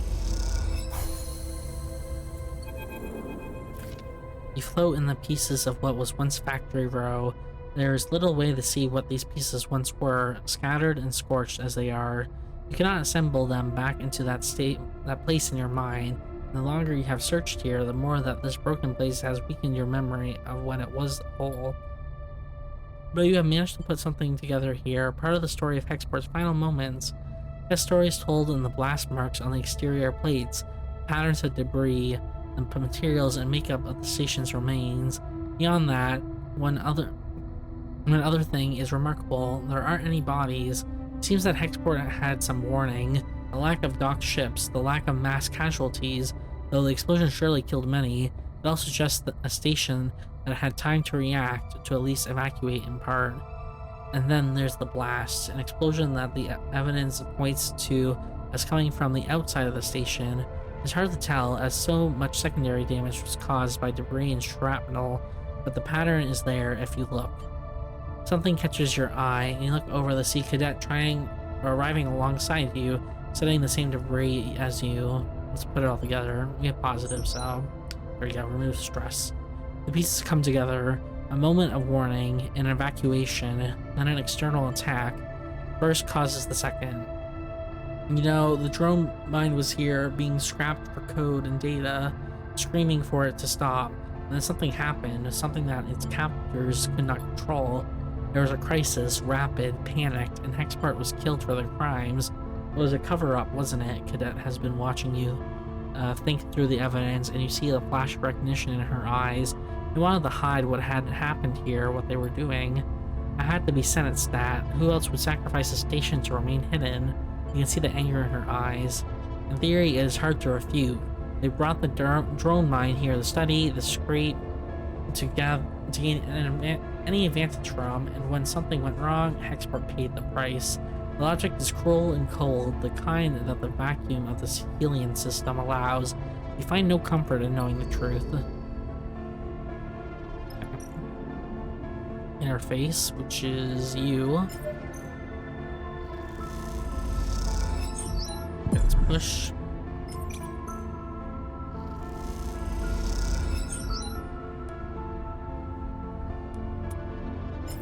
$50-50. Stress, unfortunate. And you don't have endure or interface, so well, I guess I could just use it, just might as well. This is already a 1 anyway. 50-50. We actually got it. Okay. We have one more day, so let's use it.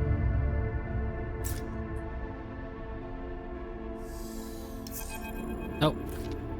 You feel it at the moment you wake, a flicker at the edge of your perception, a sensation beyond your body, a blinking, a tugging, and then numbness as something shuts off within you.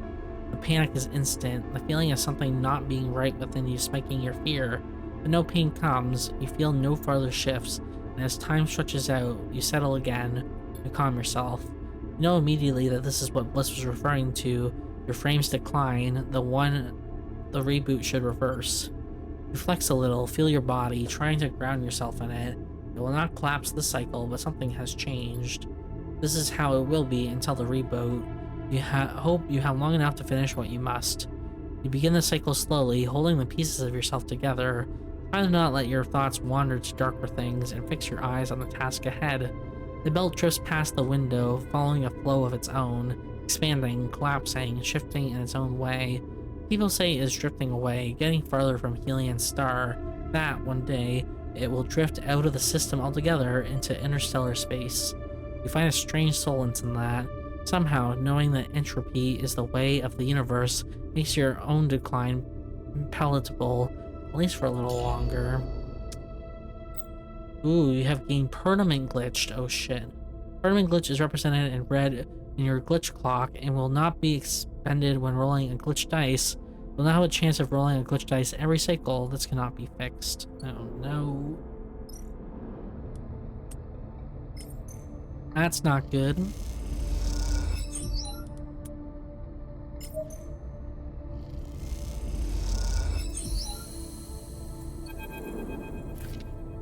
Urgent, the broadcast echoes through your comms. Retrieval required. Conway network agents, please respond. Oh shit, Conway. You float beside Cadet, the two of you shocked to silence by the sight in front of you. Both of you have traced the ghost signal deep into the docks, at the time wondering if it might be the voice of a survivor, but you had not prepared yourself for this. In the corner of the docks, there's a nest of machines, a gathering of drones and motorized sleds, crane systems and docking clamps, a nest for the drone mine. This is what it looks like. The hell? Stop, please. The voice shimmers with distortion, relaying on the same carrier signal as the ghost broadcasts. We wish to be recovered. You don't know the mechanics of what you are looking at, but you understand it. The drone mine fled here, but how? You exchange a look with Cadet, and she seems unsure of what to do. You switch your comms channel to the broadcast signal. We won't hurt you. Recovery requested. The drone mine's voice trembles with glitches. Confirm Conway extraction's role and identity. What do this mine knows? Is it just an interface designed to speak between humans and drones with the recognizable cadence of intelligent speech? Or is it a thinking machine? You hear a click as Cadet switches to a private channel. This thing is a weapon. Her voice is flat and unemotional. We should be careful of what we say here. Confirm Conway extractance roles and identity. The drone mine intones, please. Oh, shit, did we lie to this thing? Do you think you can piece out, can determine that we lied? Yeah, we don't have identities, though, is the thing. I'm gonna say we aren't Conway, but this might be super risky. There's a pause. You see Cadet tense. Please retreat. The nest shuddered. Please retreat. Leave us here. Look. Cadet hisses through the private channel. It's hardwired to the station. Look where she is nodding and see a single thick power cable sneaking from an industrial wall outlet.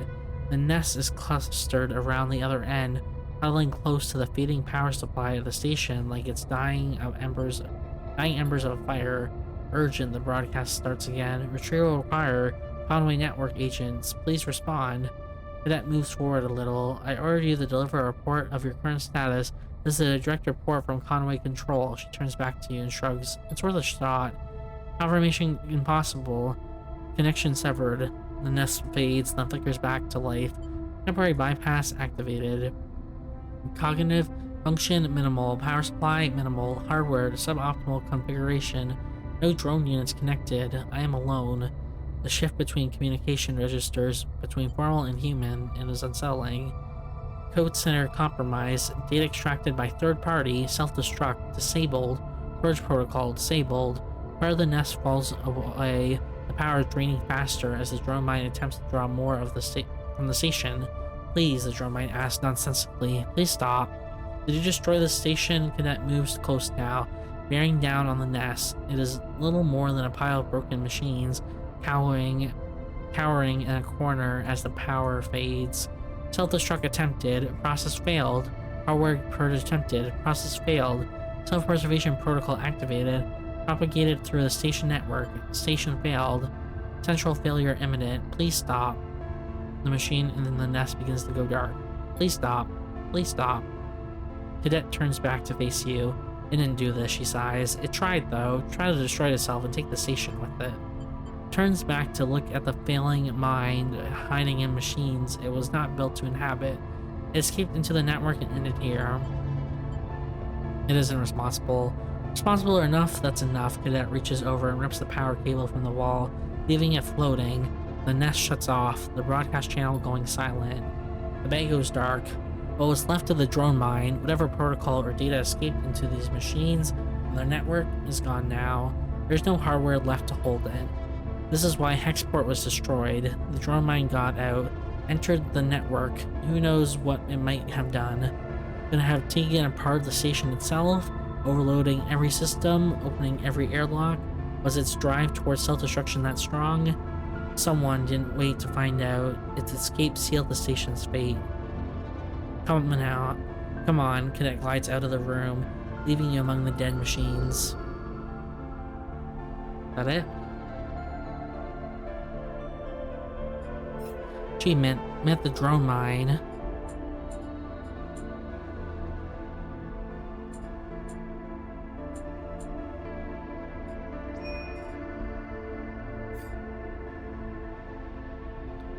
Well, I don't see anything else here.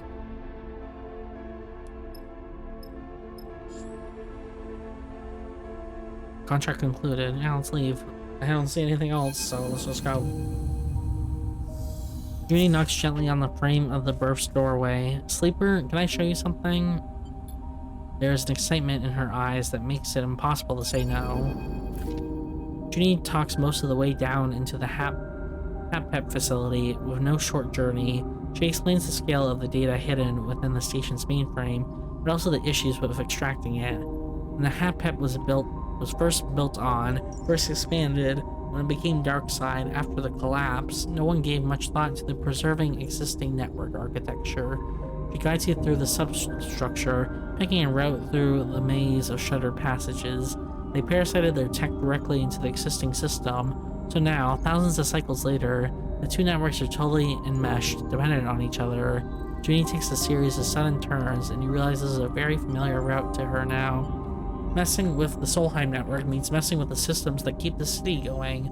She leads you down a long corridor, one you recognize as leading directly into the core. Let her explain. This meshing is not a good thing, she shakes her head. Makes dark side brittle, fragile even. This place is on more of a knife's edge than anyone would believe. You look around. Certainly, the underside you are now traveling through looks cycles away from collapsing. But all the data we've been extracting, that I've been archiving, Junie continues, it could help us here. It could help us clean up the HAP systems. Oh, HAPEP systems. We could turn this place into an archive so that others could come to learn more about the ruins Solheim left us. Isn't that dangerous? If it was directly cutting into the station's network, yes, it would be, Junie sighs. So I'm not, and even if I was, it's too much for me to process or understand. But thanks to our visit to the bunker, I have a plan, and something that will help me. You arrive at the doors to the mainframe, and Junie suddenly stops. I spoke to Bliss, they told me, she pauses. I'm sorry, Sleeper. I know you have a lot to deal with right now. And don't worry about it. Junie smiles weakly. I'll do my best. You know, when we get a reboot, I'm assuming we're gonna lose all our memory, like the last time, so we're not gonna remember her or anyone. Junie hits a button and the doors hiss open. Both glide into the mainframe, its column studded with the blinking lights of active traffic. I got the idea from you, actually. Well, from you and Overseer. Junie glides over to the mainframe. You look at the mainframe and you see now that it's surrounded by new terminals and wiring. Some kind of external access network Junie has set up. I had to beg, borrow, and steal to get this going, but now we have safe access into the network. It's low risk. She moves over to one of the terminals. It's not quite finished, though. You recall the last time you were here, Lane, Overseer, the sphere of white light, and then nothing. You wonder where Overseer is now, if they are anywhere at all. Remember how it felt, being dissolved into the network. The vertiginous possibility of life without a body. Something flickers through the lights, a shimmer of movement, like a fish beneath water. Sleeper, Junie breaks your train of thought. Are you listening? I was saying I need more data to finish preparing, she shrugs. I know, we've already extracted so much, but there's often so little of it that's usable among the bit rot and corruption. Where from? The Alien Gate is the place to get data. Apart from here, it's the biggest pre-collapse facility in the belt, and its hostile conditions mean a lot of it is untouched. If it's too much before your reboot, I get it. I just want to do something with everything we've managed to grab from the bunker and the wrecks. Pulled it from the dark, let's expose it to the light. Junie turns back to face you. Well, this is what I wanted to show you. She looks away. It's very impressive. It will be what's finished, she smiles. Thank you. Junie turns back to the terminal, and before long, she's fully engrossed. You imagine she barely even remembers you are here. You leave Junie to her preparations and start your ascent to the streets of Darkside, thoughts of Overseer flickering in the back of your mind. There's not much to celebrate on your return from the remains of Hexport, but you're glad to be back at the same, or all the same. There's nothing surprising in that. Darkside as a haven, not a prison. The slowly occurring idea of this overgrown city as a home. As you have seen in Hexport, stability cannot be taken for granted, not anywhere in the belt. The Darkside has this solidity in life that feels like it might endure. Cadet catches up with you. We need to talk, she looks around, but not here. Come, I have something I want to show you. Cadet leads you deep into the heart of Darkside, through quiet corridors and bustling streets on paths you didn't even know existed. As you glide after her, the station seems to grow in your mind, possibilities multiplied by the routes that pass through it. Just through here, Cadet leads you across the covered bridge. A covered bridge. The view on either side looking down caverns of lit units. This close to the center of Darkside, the air is warm and the passages are quiet. Here, Cadet smiles, this is the place. She points at a low and wide entrance with storage racks inside. Next door is a smaller unit, with a window looking out into the passage. It seems like a workshop, perhaps, abandoned or never finished. It is dusty and dark. I've been keeping an eye on it. It's abandoned. She glides inside and taps a wall pad. Lights flicker on, illuminating a constellation of dust. She floats in the glittering specks. Looks promising. Cadet laughs. Okay, I know it's a wreck, but it's a start. When we've been on Darkside, I've been coming out here. I just happened across it, but I knew when I found it, I want to start again, Sleeper, she knocks on a metal wall. And this is where I'm going to make that happen. What we saw in Hexport, what's left of it, just confirmed it to me. We can't stop Senestat as much as we can't stop the war. She runs a finger along the storage racks. We have what? The drive? Our suspicions? Senestat is vast. How can we pin this to them, even if we wanted to? She looks over the workshop. I don't want to think about it anymore. I want to start again. I want to work, to ride my bike and courier packages that I fall into my bed at the end of the day with nothing left. Cadet picks up old, corroded tools from the racks. I want to build something here, in spite of everything, in spite of the fact that they could take it all away, because that's the point. To go on living without conceding, to go on building or trying to build something is where we can find it.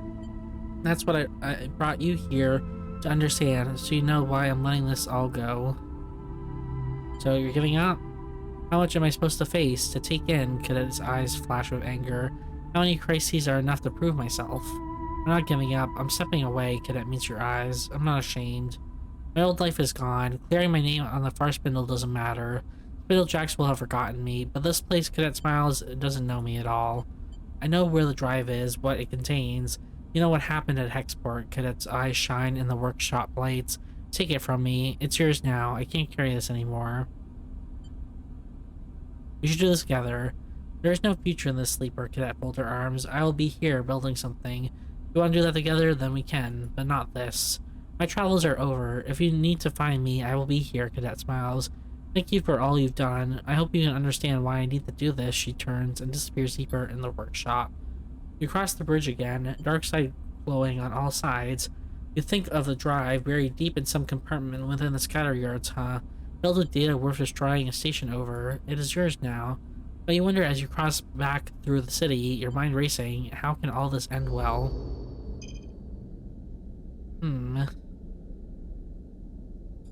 Ideal drive.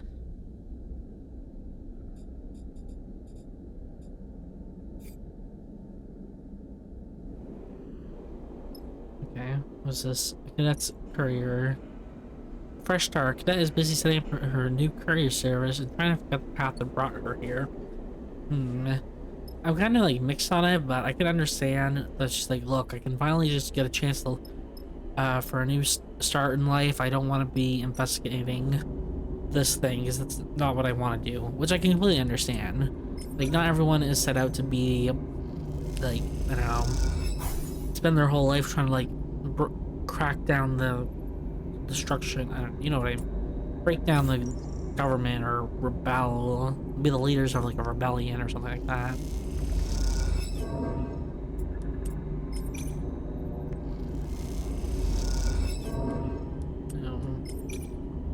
I got 2 negatives in a row, that sucks.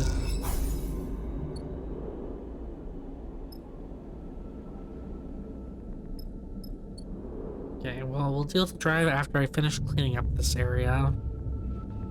Oh shit, I need to repair the dice. I forgot.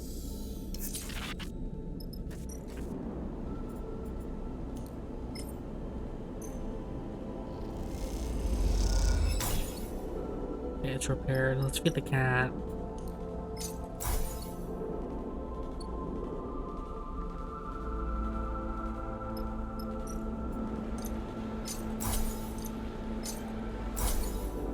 Okay. And that should just be it. There we go, we cleaned up. You watch as the lax stack of crates is guided up and out of the cavernous Utsubo safe house. You doubt it will be long before the space is filled. Brookside will not tolerate a vacuum for long. The city takes every opportunity. Its inhabitants build in every crack and crevice. As Utsubo's spaces are cleared, they will be occupied.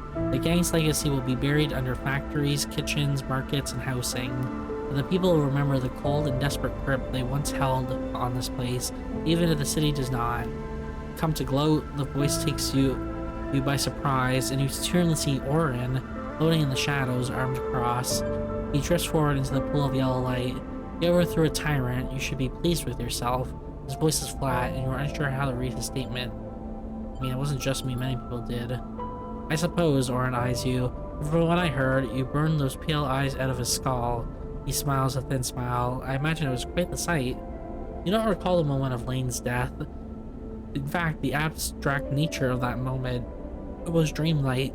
Means you have almost forgotten. Oh, you had almost forgotten. You tense a little as his scream comes back to you.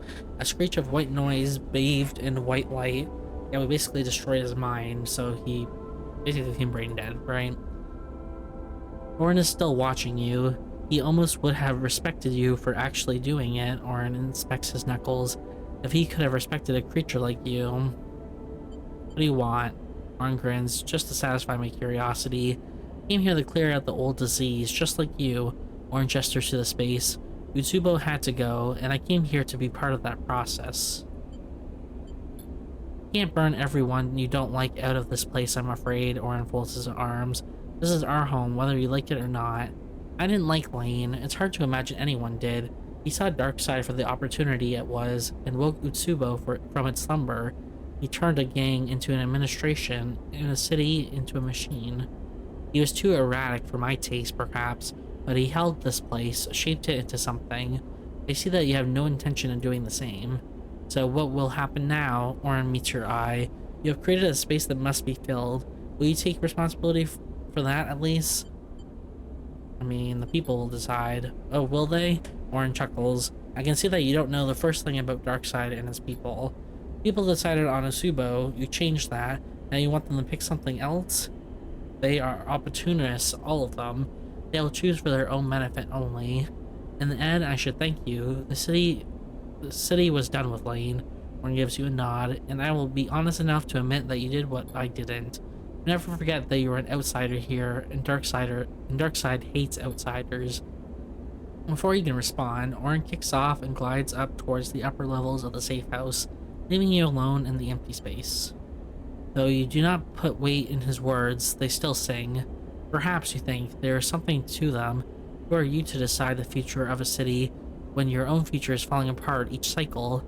Is your decline a spiral that can trap others in its wake, or a necessary transition? The crisis before a new shape emerges, you hug your arms close to your side, suddenly cold in its stripped bare safe house, and ascend once more. Okay. We're actually gonna just take this and do this one.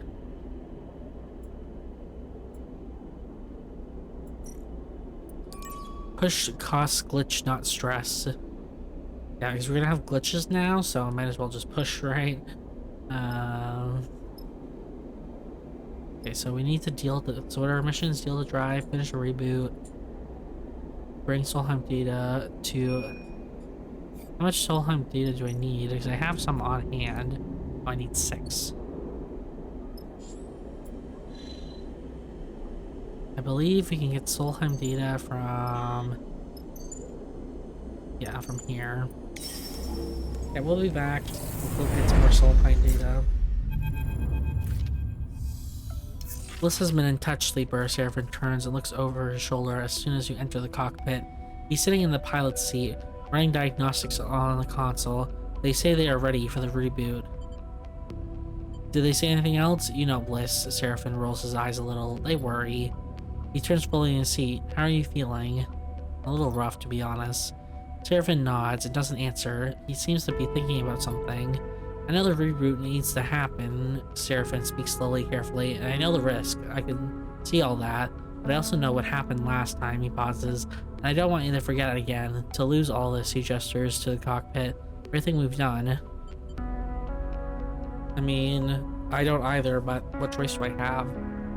Seraphin nods silently, unsure what to add. I'm not trying to scare you, I just needed to say that if the reboot doesn't go how we want, I'll miss you. I'll miss all of this.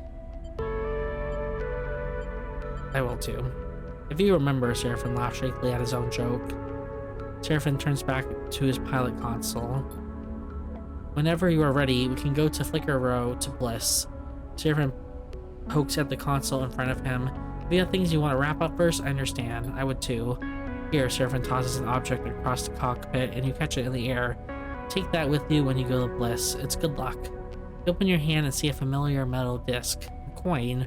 its graving rubbed away to little more than vague shapes and signs. Hell gave it to me, now it's yours. You can't run from this forever, alright? He glances over his shoulder and smiles. He's done enough running away. He turns back to the console and returns to diagnostics. You leave the cockpit and run a hand along the ribbed metal wall of the passage outside. Is it really possible that you could forget all this? All these layers of memory, of experience? Yes. Perhaps you can put it off a little longer, take another tour around the belt, tie up loose ends, or perhaps you've had enough of that. Why try to escape the inevitable? Try to recall how it felt when you awoke after Lane interrupted the first reboot. Even that is fading into a hazy memory, told by an unreliable narrator. Maybe this is just the next step then, one of thousands that put you here, and the first of the thousands more that will take you onward. Come out of your thoughts, still unsure, still aware that the decision of when to take that step ultimately rests with you. Look, I want to wrap up everyone else's missions, because even if I forget it, they won't forget, and obviously they'll be doing things themselves. So we need 6 Solheim scraps. Fortunately,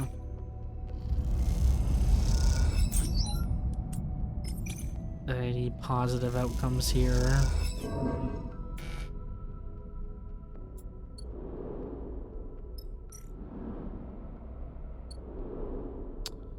There's the rig here.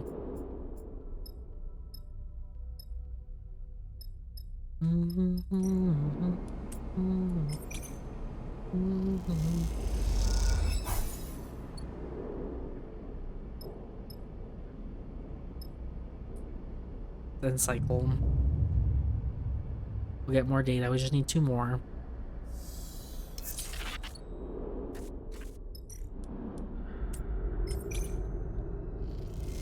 You can't push unless you're on a mission, unfortunately, actually. We're starting.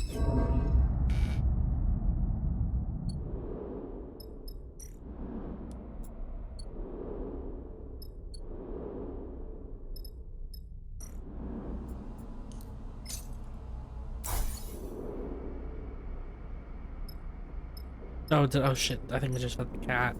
Oh, whatever.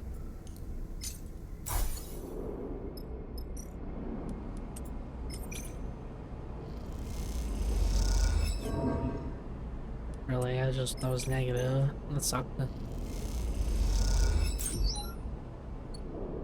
Okay. Recovery. That sucks. We're gonna recover the stress.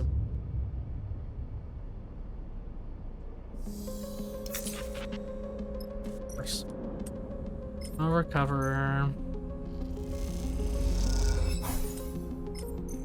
50-50.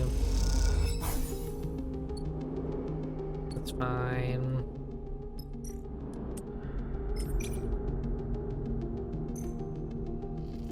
One more. Nice, okay, we're good. Let's go back then.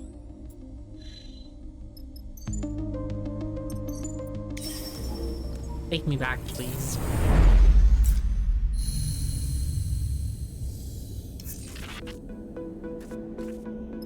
Here we go.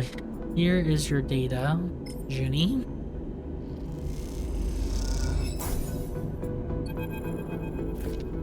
You have been waiting for what feels like a long time. Junie insists you can't help, so you find yourself floating in the baking heat of the HapPep mainframe while she taps away at her terminal. As you do, you can't help but shake the feeling of a presence nearby, one that you were coming to understand as some remnant of Overseer. You don't know if Overseer was even really a person, but now, with their many selves combined and dispersed, their consciousness expanding to fill the vast space of the HapPep and its networks, they surely aren't even close to human anymore.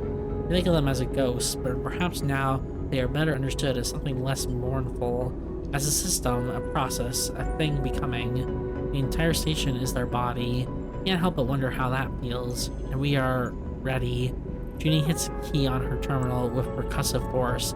It'll take a while, but she'll be online in a few moments. She looks a little flustered and excited. Gee, weren't you listening last time? Junie squints at you. Don't tell me you drifted off. Sorry, I was thinking about Overseer. Junie shakes her head, then you don't know. She suddenly looks concerned. A voice screeches out of the terminals. It descends in pitch, from a squeal to speaking. Then, below the mainframe, a flickering projection appears, first as lines and then as a solid object. Oh, it's the Warden again. Welcome, visitors. Warden flickers and warps. I am the Warden. Please provide... The image jerks and freezes, then blinks out. Shit. Junie taps at her terminal. Just need to reconfigure her for the HAP-PEP environment. A Warden? Seriously? What? Junie doesn't look up from the terminal. I told you last time, we need a way to process and understand all this data. Warden is perfect. This better not blow up in our faces. It won't. Junie glances over her shoulder. We're taking precautions. She can't hurt us. Technician is right. Warden's clipped voice echoes through the cavernous mainframe bay. My protocol is operating under safe mode limitations. Warden's blind eyes stare out over your head. Do not be concerned, Officer Dow. Sorry, I'll fix that, Junie chuckles. What about the archive? Warden is our archive. She can store the data, act as an interface, answer queries from anyone who visits. Junie smiles. Come on, you have to admit, this is pretty cool. Look at the statuesque figure of Warden. Once at the heart of Solheim's intelligence gathering operations across the belt. Could such a tool of corporate oversight ever be used for something good?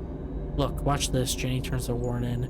Warden, provide the last known location of every Solheim vessel above Ryger class in the Starward belt.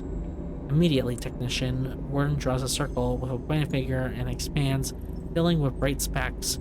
At first hundreds and then thousands, a constellation of sights. See, Junie grins, this is our future, built on the foundation of our past. These tools are ours now. You look at the Arca specs, the point of light describing the shape of a long-dead corporation's power. Honestly, I think this is incredible. Junie smiles. It is. People need to know what the system is built on. Warden can do that, expose that. It'll be up to us to reshape the ruins into something new. I knew when I saw her that I couldn't leave her there alone in the dark. I've been in that dark pit, and I won't condemn another being to it. Junie looks at the placid Warren. Human or not, how we treat her is a test of our own values, of the world we project. Data is not a currency, it is not a commodity, it is the immaterial output of a system, a structure, a society. Junie meets your eye. This will be a place to uncover that system for ourselves. She looks across at the chaotic trailing wires and the floating terminals. Once I've cleared up a bit, she laughs. You and Junie spend a little longer in the mainframe, shorting cables and offering Warden casual queries. Not all of them return useful information, and Junie begins listing out the changes she will need to make. After a while, you both find yourself tiring, heads aching with all the fresh information you have crammed into them. So you close up the core and ascend back through the layers of the facility to Darkside surface. As you do, you feel the history of each strata, the layers that make up this place, and the belt beyond. Now, more than ever, it feels tangible to you, as if it contains not only the past, but the promise of the future as well. There we go. Very nice. What? No, you have 1 point available, thank you.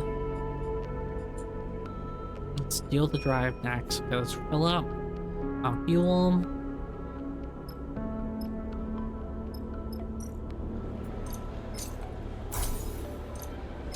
We have so much cryo that it's fine. I'm just gonna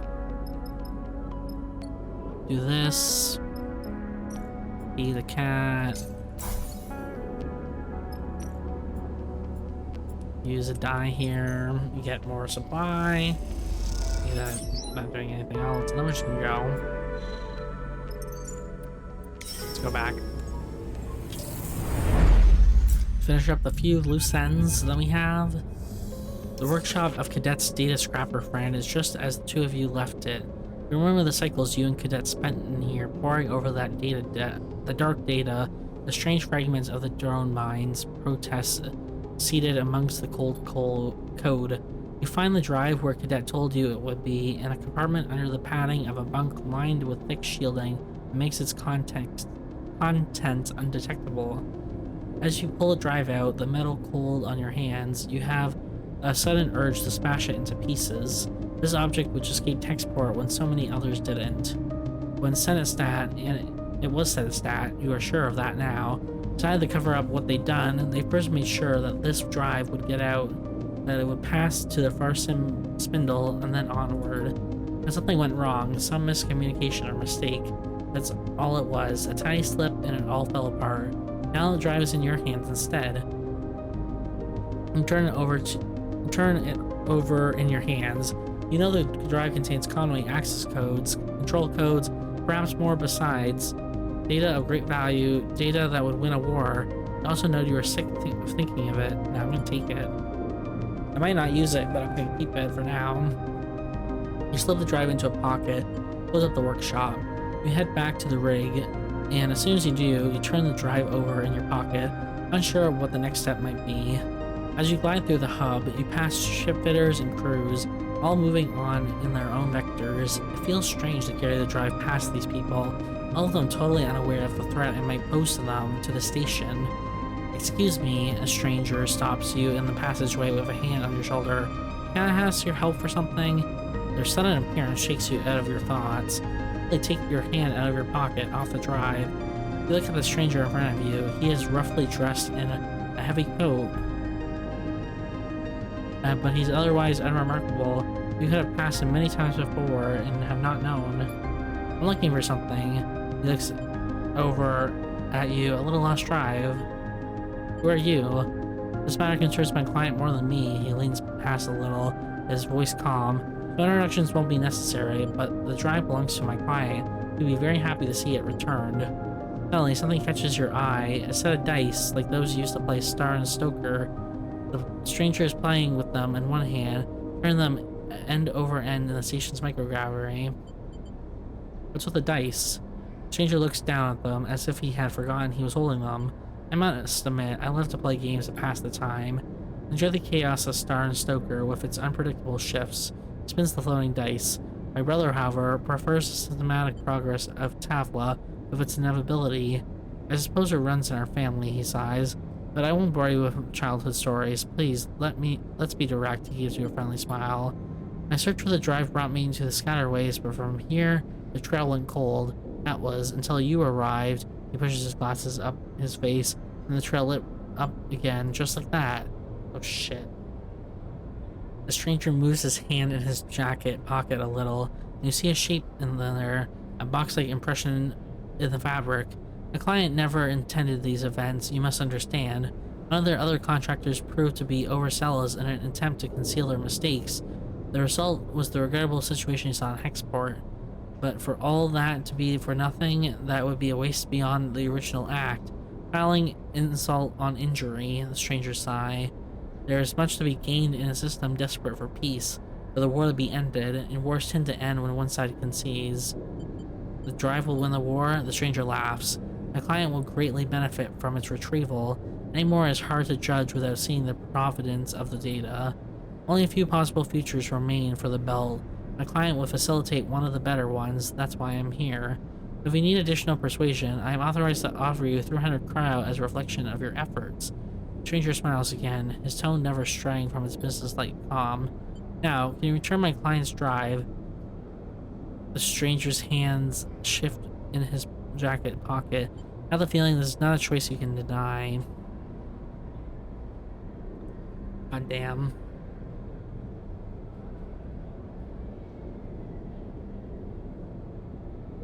Part of me worries that this drive is like... Is that this drive falls in the wrong hands? It could cause chaos.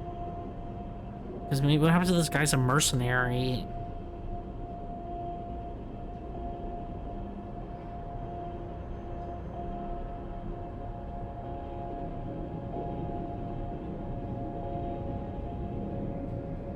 I don't need the cryo, I don't care. I'm gonna be rebooted anyway, whatever.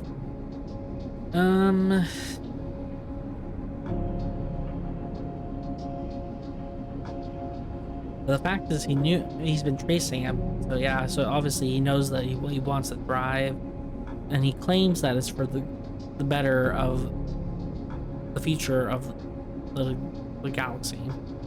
But who knows if he's actually telling the truth or not. Okay, I'm gonna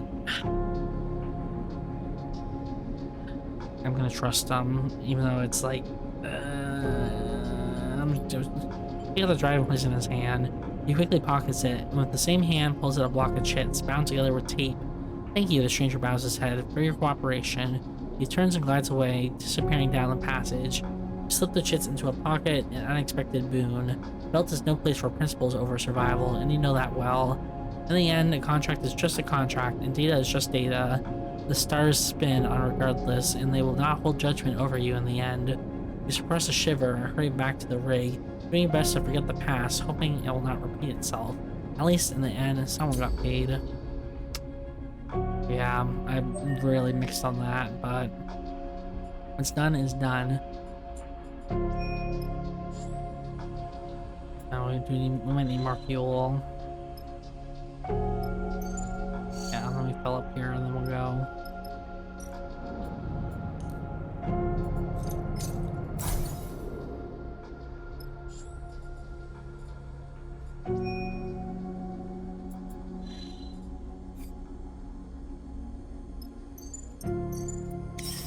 Let's go.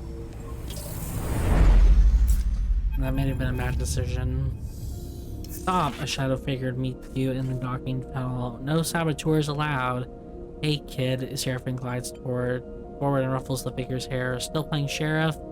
Nah, just bored, Sander grins. What are you two doing here? He glides alongside you and Seraphim as you drift through the tunnel. None of your business, Seraphim pushes past. No offense, kids, but you aren't actually the sheriff around here. You pass through the familiar doors and back into Oliveira. A surprisingly pleasant feeling, oddly like coming home. You came, Candace is there in the docking concourse, waiting to greet you. I'm impressed. Seraphim's face immediately erupts into an uncontrollable smile. Candace, he turns to you. You two remember each other, right? Sleeper saved the colony. Candace's deadpan answer seems intended to cover for Seraphim's awkwardness. Yeah, I remember them. The four of you descend down through the docking tower together into Oliveira itself. The colony looks much of the same as when you left, though you pick up from Candace that changes are coming. Carbon's back with a vengeance since Darkside, Candace smiles. He's all about expanding and improving the colony, which is why I asked you to come, Sarah. The nickname slips out, but both Candace and Sarah clock it and glance at you. Yeah, I know they're together, whatever, I don't give a shit. As you reach the core of the colony, you see the increased activity. There are more colonists than you remember, and they move back and forth with purpose, carrying crates and tools, the chatter less than usual. You need all the help you can get to sort the place out. Candace noticed you watching the stream of freight and people. Everyone wants to do some kind of event, an anniversary, I think. Honor the founders and all. Gonna be a big party, Sandra grins. Can't wait. So, Candace looks between you and Seraphim. What do you think? Up for some colony-mandated manual labor? She grins. Seraphim gives you a sideways glance, observing your response carefully. How could you say no? Well... Okay, so what do I need to do? Okay, whatever. Oh shit. How much of this do I need to do? Oliveira is a new colony and is still establishing itself. It needs all the help you can get to grow and thrive. Okay, well, I'll do all my best I can.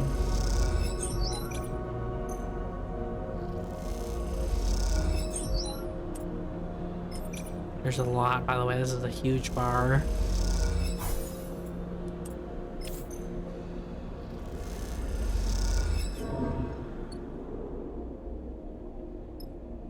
But we'll do it.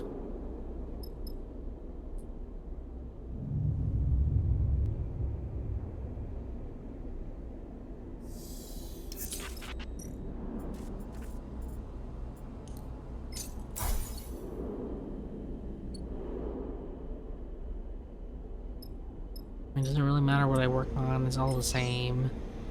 Yeah, fine, other than that one. Yeah.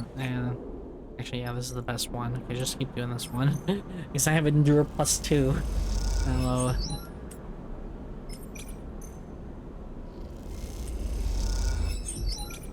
Wish I can push in here, because I have all these glitch dice.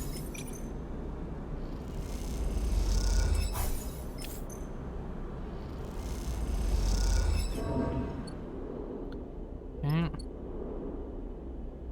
And cycle, I guess I'll have to spend a few cycles doing this. I think this will be the last one, maybe one more. I get bad rolls. Another flicker in the dark before... No, we're gonna lose another... Shit. Another flicker in the dark before waking, and a numbness that follows soon after.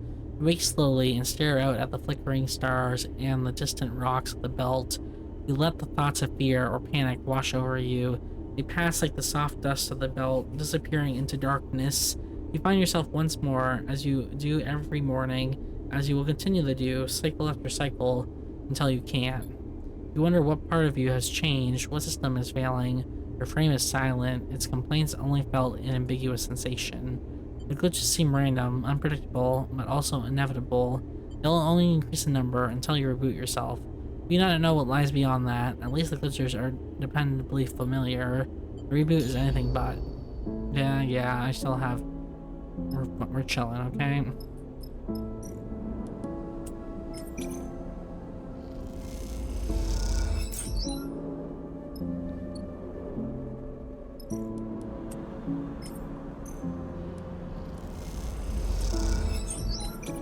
I'm a bit stressed.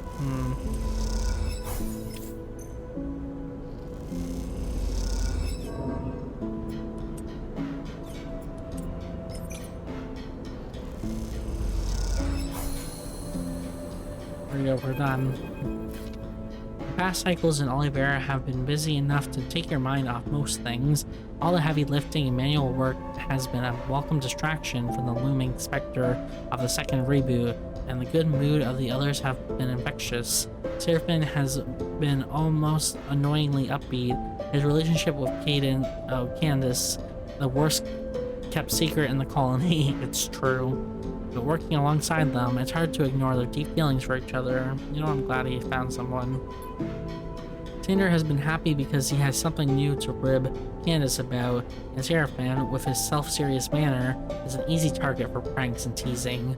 Sander also hasn't been able to stop talking about the party, which he already seems to have decided will be one of the highlights of his youth. And now, finally, the cycle of the party has arrived. The canteen is done up with hanging light strips, waving gently in the asteroid's microgravity, the strips themselves salvaged from the emergency lighting of wrecked starships. With the work stopped and all the colonists yet to arrive, you finally reboot, filling your mind once again and growing like a shadow. Something on your mind there? The voice takes you by surprise.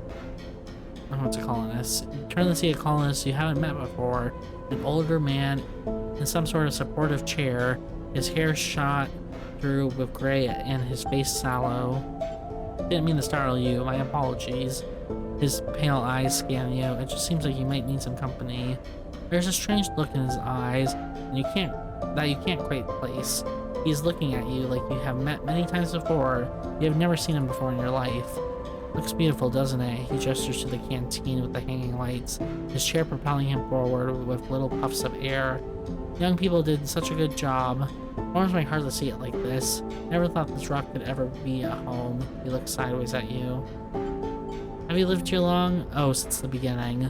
Before there was a here, he smiles. Back when there was just a wreck and a rock. Well, let's not chat about me. I want to know about you. He turns his chair a little.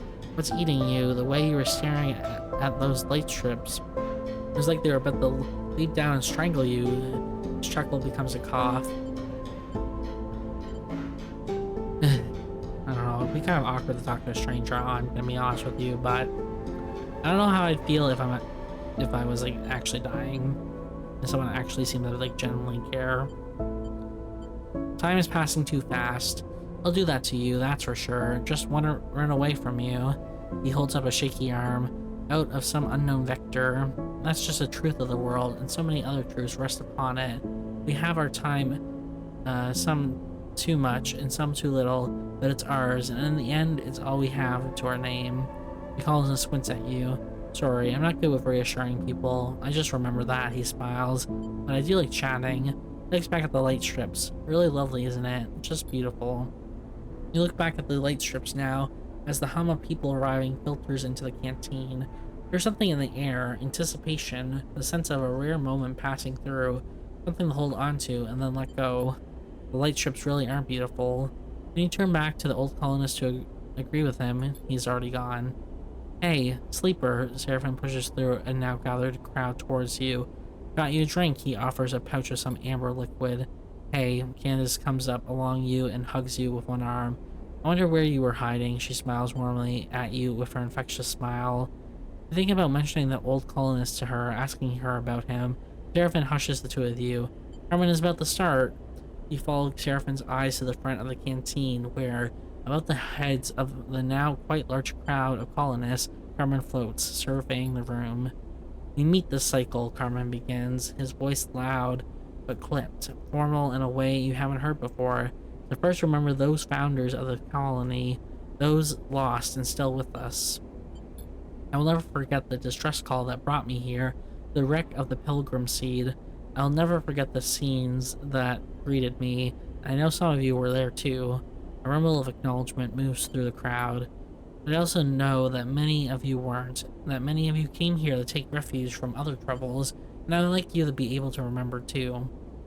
I glance at Candace, her eyes fixed with incredible intensity on Carmen. They look wet in the glow of the light strips. There were thousands of refugees on the Pilgrim Seed, and too many, far too many, were lost. Those from Ember's Step, Ember's Song, Ember's Hearth, those from the Three Sisters, from Erlin's Eye. Many are not here in Oliveira any longer, taking their own paths across the belt and beyond. But we acknowledge them all, remember them all, lost and found, present and absent, because without them, there would be no colony here. Before the wreck, Oliveira was a handful of buried bays, a scrapper hideout, a place for old and tired mercenaries like me to hide themselves from the universe and forget what they had done. But when the Pilgrim Seed was wrecked, it brought the universe back to Oliveira. I could not hide any longer. Carmen stares out across the crowd with a hard glare. We built this canteen from the Pilgrim Seed. We built our homes, our farms, our refinery. We built our independence from their failed hope. A rustled discomfort goes through the crowd. Carmen pauses to let this settle. We should not be ashamed or afraid of this. We will remember the gift. We will build on it. The cycle and every cycle after. We will thank them with our actions. The crowd mutters agreement. Carmen takes a deep breath and straightens up. A weight seems lifted from him, the weight of testimony. Now, here, in this room, with you, I will thank them with my laughter. A cheer goes up. I will thank them with my joy, with my celebration. Another roar of approval. We will all thank them as loudly and as chaotically as we can. The room erupts into cheers and applause. Well, why wouldn't I join in? You try to applaud too. Goob and Seraphim laughs nearby. Then you feel a pair of hands on your arm. Cannon's pulling at you, grinning and crying. And feel another hand on your other arm, Seraphim dragging you into the crowd. Suddenly, you are in the thick of the crowd. So many bodies in one room, dancing and spinning and shouting. It's like nothing you could have ever seen. You notice the rest of the crowd in the melee. A flash of a familiar face here and there among the masked colonists. You see Sander being thrown up in the air by a group of different kids of different ages, laughing madly as he bounces off the ceiling. And for the rest of the cycle, you think about nothing else but the joy of those around you, the joy it instills in you.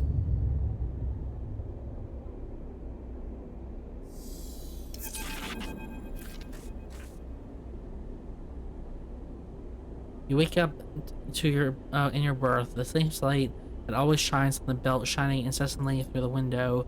You are slow to rise, slow to begin this fresh cycle. At some point, Seraphim arrives back onto the rig. No indication of whether he slept or not. You find him in the cockpit, leaning in the pilot's chair, looking out at the lights of Oliveira and smiling. Good party, he chuckles. Not sure I've seen anything like it. How Kansas? Seraphim gives you a look. She's great. She loved seeing you let it all go. She smiles. I did too. Seraphim yawns and stretches. So, he sniffs. Oliveira is all fixed up. Colonists are happy. Blah, blah, blah. Where to now? Back to dark side? If that's what you want, he grins, that's what we'll do. Baron pauses the moment, something passing over him that makes him shiver. I heard from Tala, he looks away. Wellspring is still in transition, but the Union Council is taking over. Clark got what he wanted. The blockade will come down soon, but, he sighs, I'm not sure I'm ready to revisit that place yet. He looks at you and smiles. When I come back to Tala, I want to have something to show for myself, you know? Oh, I understand. Family, he shrugs. Maybe once the reboot is done, once the blockade is down, maybe we can visit then, Seraphin takes a breath. We'll get there, some cycles soon. You aren't sure if Seraphin is trying to convince you or himself. He stretches, shaking off his feelings.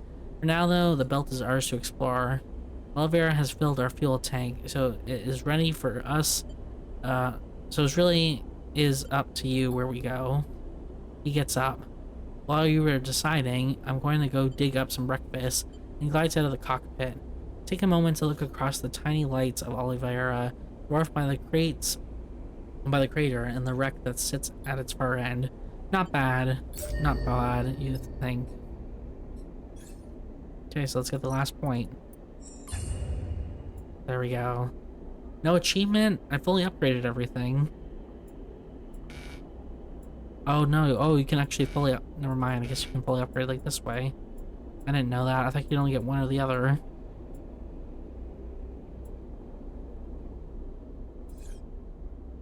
Okay, well.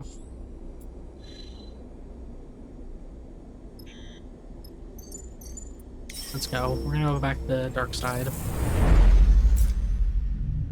I'm ready to see the conclusion.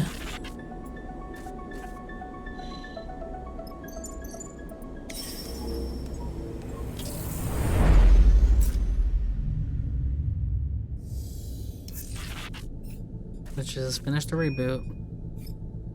We will feed the cat one more time,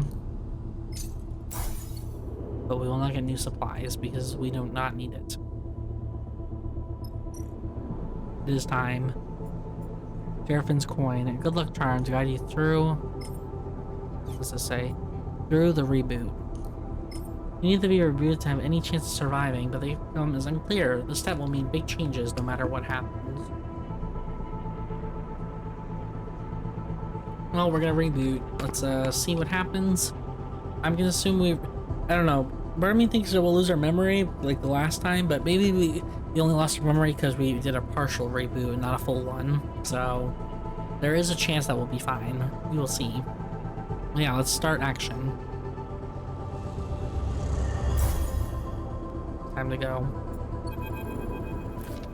You turn Seraphin's coin over and over in your fingers as you stand in flicker row, crowds pushing past on their way to whatever future awaits them. Your fingers glide over the worn metal as you imagine Seraphins have Talas have in moments of anticipation. Perhaps other before the coin came to be Talas have repeated the same ritual, the same nervous routine. But their fingers were human, born, not made. This intrusive thought makes you slip the coin into a pocket quickly, as if it had delivered a shock. You hear a hiss, and the door to the shop slides open, revealing Ankita. You see her eyes scan the crowds, almost defensively before she spots you there and nods in your direction. Hey, Ankita. She looks around for a moment and then approaches you. She looks tired, but her stubborn ferocity bubbles under the surface. Bliss's waiting for you. She nods back toward the shop, which I guess is why you are hanging around out here, nervous.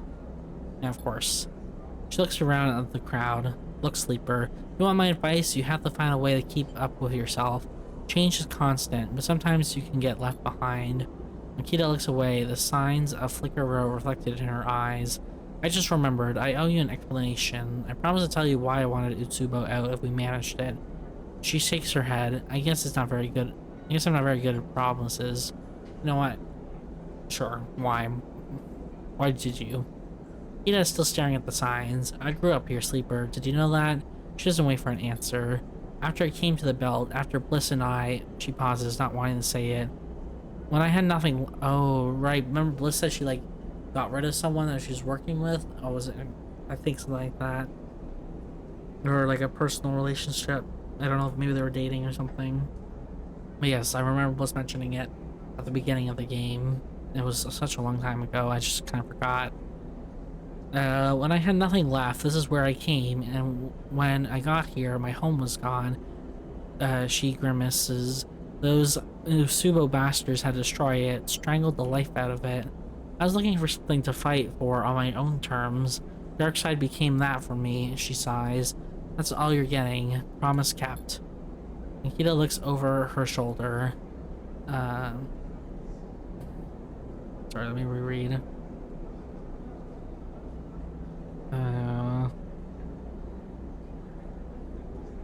Okay, he looks over his shoulders. Look, Bliss wouldn't be happy if they saw me out here chatting to you when you're already late for your appointment, she smiles to herself. And I don't need more reasons for Bliss to be unhappy with me. She grabs you by the shoulders and steers you towards the shop's entrance. I'll catch you after, don't you worry. She pushes you towards the door, and then turns away and disappears into the lights of Flicker Row. You take a final moment, and then will yourself inside, leaving the glimmering lights and the shifting crowd behind. Bliss is perched at a console. They turn at you as you enter. Sorry, I said. Finally, they smile weakly. You were making me think you weren't show. No, I don't need to talk about Nikita. I'm just gonna say I'm ready. I'm sure Seraphin told you, but everything is ready. Bliss gestures to 2 couches with straps, freshly built connectors, and a bundle of wires at one end. I hope it will be comfortable for you both. Where's Flint? We're just getting some air. Flint leans in the open doorway, watching you both. Your pale face looks even more drained of color than usual. Flint comes inside the shop and nods at you. Let's do this. They take a shaky breath. I'm ready. Flint and Bliss go silent, and the sound of the crowds outside filters gently into the room, mixing with the whine of the air cycler and the hum of the terminals. There's not much more to say. Bliss looks at you both. Okay, they pause. Let's begin. Bliss helps you and Flint onto your couches. You settle there and slide your arms and legs under the straps that will keep you in place. The connector, with its thick bundle of wires, waves above your head. It is hard not to feel exposed, lying here on your back, anticipating what is to come. It is even harder when the memory of waking up to the same ceiling, with its bundles of dangling tech and scratched plating, forces itself into your mind. You have been here before. Last time, you woke up to fear and panic, woke to a desperate escape in a shattered mind. A reboot interrupted. The thought sets you trembling. But then, staring up at the same ceiling, the trembling dissipates. After all, you are back here now. That means you survived this crisis, grew from it. You took the hit and bounced back, unbeaten. All good there? Bliss's face floats into your vision. Nod. I'm not gonna say all good, I'm just gonna nod. Bliss smiles. How about you, Flint? You turn your head to see Flint lying beside you, stiff and still. They manage a tight-lipped nod. Looking at Flint staring up at the ceiling like you were a moment ago, you feel a rush of sympathy. After all, they haven't faced this before like you have. They are stepping into a future they cannot see. You have been here before, now you are just completing the journey. I don't know, I don't feel like I know Flint's enough to reach out to Flint, which I feel kind of bad about that. But in this circumstance, like part of me would want comfort, but part of me is just like I need to focus on myself, you know? So I'm just gonna look to the ceiling. You turn your head to look up the same ceiling Flint is staring at. You close your eyes. I'm connecting you to the terminal. Bliss's voice already distant, lost in the noise. You feel the cold click of the connector, the sense of flowing data. I'll be here when you wake up. In the dark, you feel restless. You shuffle your fingers, adjust your position against the couch. It takes you a moment to notice the sound has gone. The rumble of the crowds, the hum of the machines. This detail unsettles you, and so you search for reassurance. You think of Bliss's words. I'll be here when you wake up. You focus on them, on the possibility of waking up, of being somehow renewed. But what would that renewal look like? Your eyes blinking into the lights of Flicker Row. Bliss, Seraphin, and a renewed Flint beside you. But what then? Do I want to stay in Darkside or travel? I feel like I just want to be in Darkside, you know? Like, we've been traveling around so much, like, it's several months. I feel like I'd want to have my own place to call home, you know? The station, yes, with the thronging thousands, but with its thronging thousands, where else to be but the heart of the Starward Belt as it transforms? You put yourself in the city station, just outside this door perhaps, among the bright signs, or higher, in one of those ramshackle towers, look down on this ceaseless flow of dark side. Oh shit, there's a lot of options here, I think. No, there's not, never mind. Projects, the possibilities, make themselves known to you. The neon paths that curl and split and branch across the stark surface. You chose one.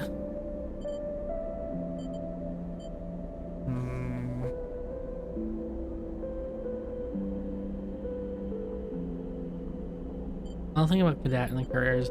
Yes, the path that flies by, that drags you along with it the moment you reach out and grasp it. A dispatch, a rack of custom bikes, you and Cadet blitzing the passages of Darkside like lightning bolts loosen upon the city. You can feel the air rippling at your clothes already, or ripping at your clothes already, the thrill of mastery. And Darkside is waiting for this to be built. The couriers the city never knew they needed, at a good price and faster than a network signal. A chance to build something where others might channel their instinct to run and never look back into something productive. An image, Cadet flipping her bike into the rack as you sent out a package with a fresh rider. Brave talk and brash laughter, a future. Something small, something shared. The idea makes you tremble with excitement, not just to fulfill it, but to see it made here, in this city. Then you feel it, the insistent pulling of a thread, the unraveling of your very self. The reboot comes on slow, an icy seeping into your mind. Little pieces of you flake off in the flow, fading with distance. You hear a voice, Bliss's voice, so far now, you reach for it, stretch your every sense towards its familiar wharf. I'm starting the reboot. It is a whisper into the wind. I thought we already started the reboot. Okay, whatever, we're reflecting. There's a whisper into the wind, pulled away from you the moment it is spoken. See you on the other side. All of a sudden, you wish you could make it stop. The incessant entropy of time, the tumbling of rocks through space, getting farther apart every cycle, disappearing into the vacuum ahead. The decay of cells, the degradation of code, the corrosion and rot and rust. You wish in this moment to freeze it all, as you might hang onto it, preserve the warmth, the light, the softness at the heart of things. This thought grips you, tears into you like fear. You feel the ice creeping in and know that everything will be lost. If not now, then mere moments away. But then you feel it, impossibly, Seraphine's coin, worn smooth by worry turning in your hand. Time has been pressed into that coin by hands, by fingers. It is a near infinite record of transient touches, each one shaping it in some small way. It is worn and worthless, it is bent and broken, and it is a perfect in all of those things. And so you press your thumb against it, your crooked, calloused thumb, again and again, because you are a broken thing, and you have nothing left in that but that brokenness, and the beauty that shines through it. And then, somewhere nearby, a button is pressed, and all at once, one thing ends and something new begins.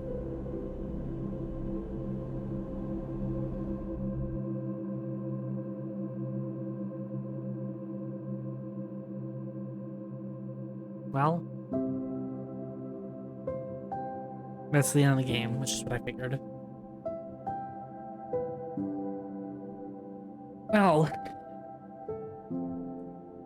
we got rebooted. We actually don't know what happened to the reboot, if we actually remembered things or if we don't remember them, interestingly enough. But yeah, we escaped Lane. We actually killed Lane in the end. Well, I don't know if we technically killed Lane. The Overseer killed Lane. We got Darkside control. We helped a lot of people. I'm pretty sure I did all the side quests. If not, I missed one. But I did a lot. Well, so yeah, thoughts on the game. Very similar to the first one. I like the contracts they added. I think that added a little bit more spice to it. but definitely by the last couple parts, I felt that it was starting to get tedious, and I kind of just wanted the story to end. Maybe that's a good or bad thing. Maybe it's because I did so many like side quests that I was like, okay, just get this over with. It just kind of felt long and dragged out. But that'd be like my only gripe with the game, really. I mean, I think the characters are fine. To me, I mean, this is a game I'd probably say like, I know it's rated, I think what, like 86 out of 100. You know, to me, it's probably just like a, I don't know. To me, I think it was fine for what it was. I was thinking when I thought of the ends of the thoughts of the first game. I think that first game, I feel like it was short. In my opinion, it was shorter. But I like the fact that I had like multiple ending options. Aid with Unity, Fmod.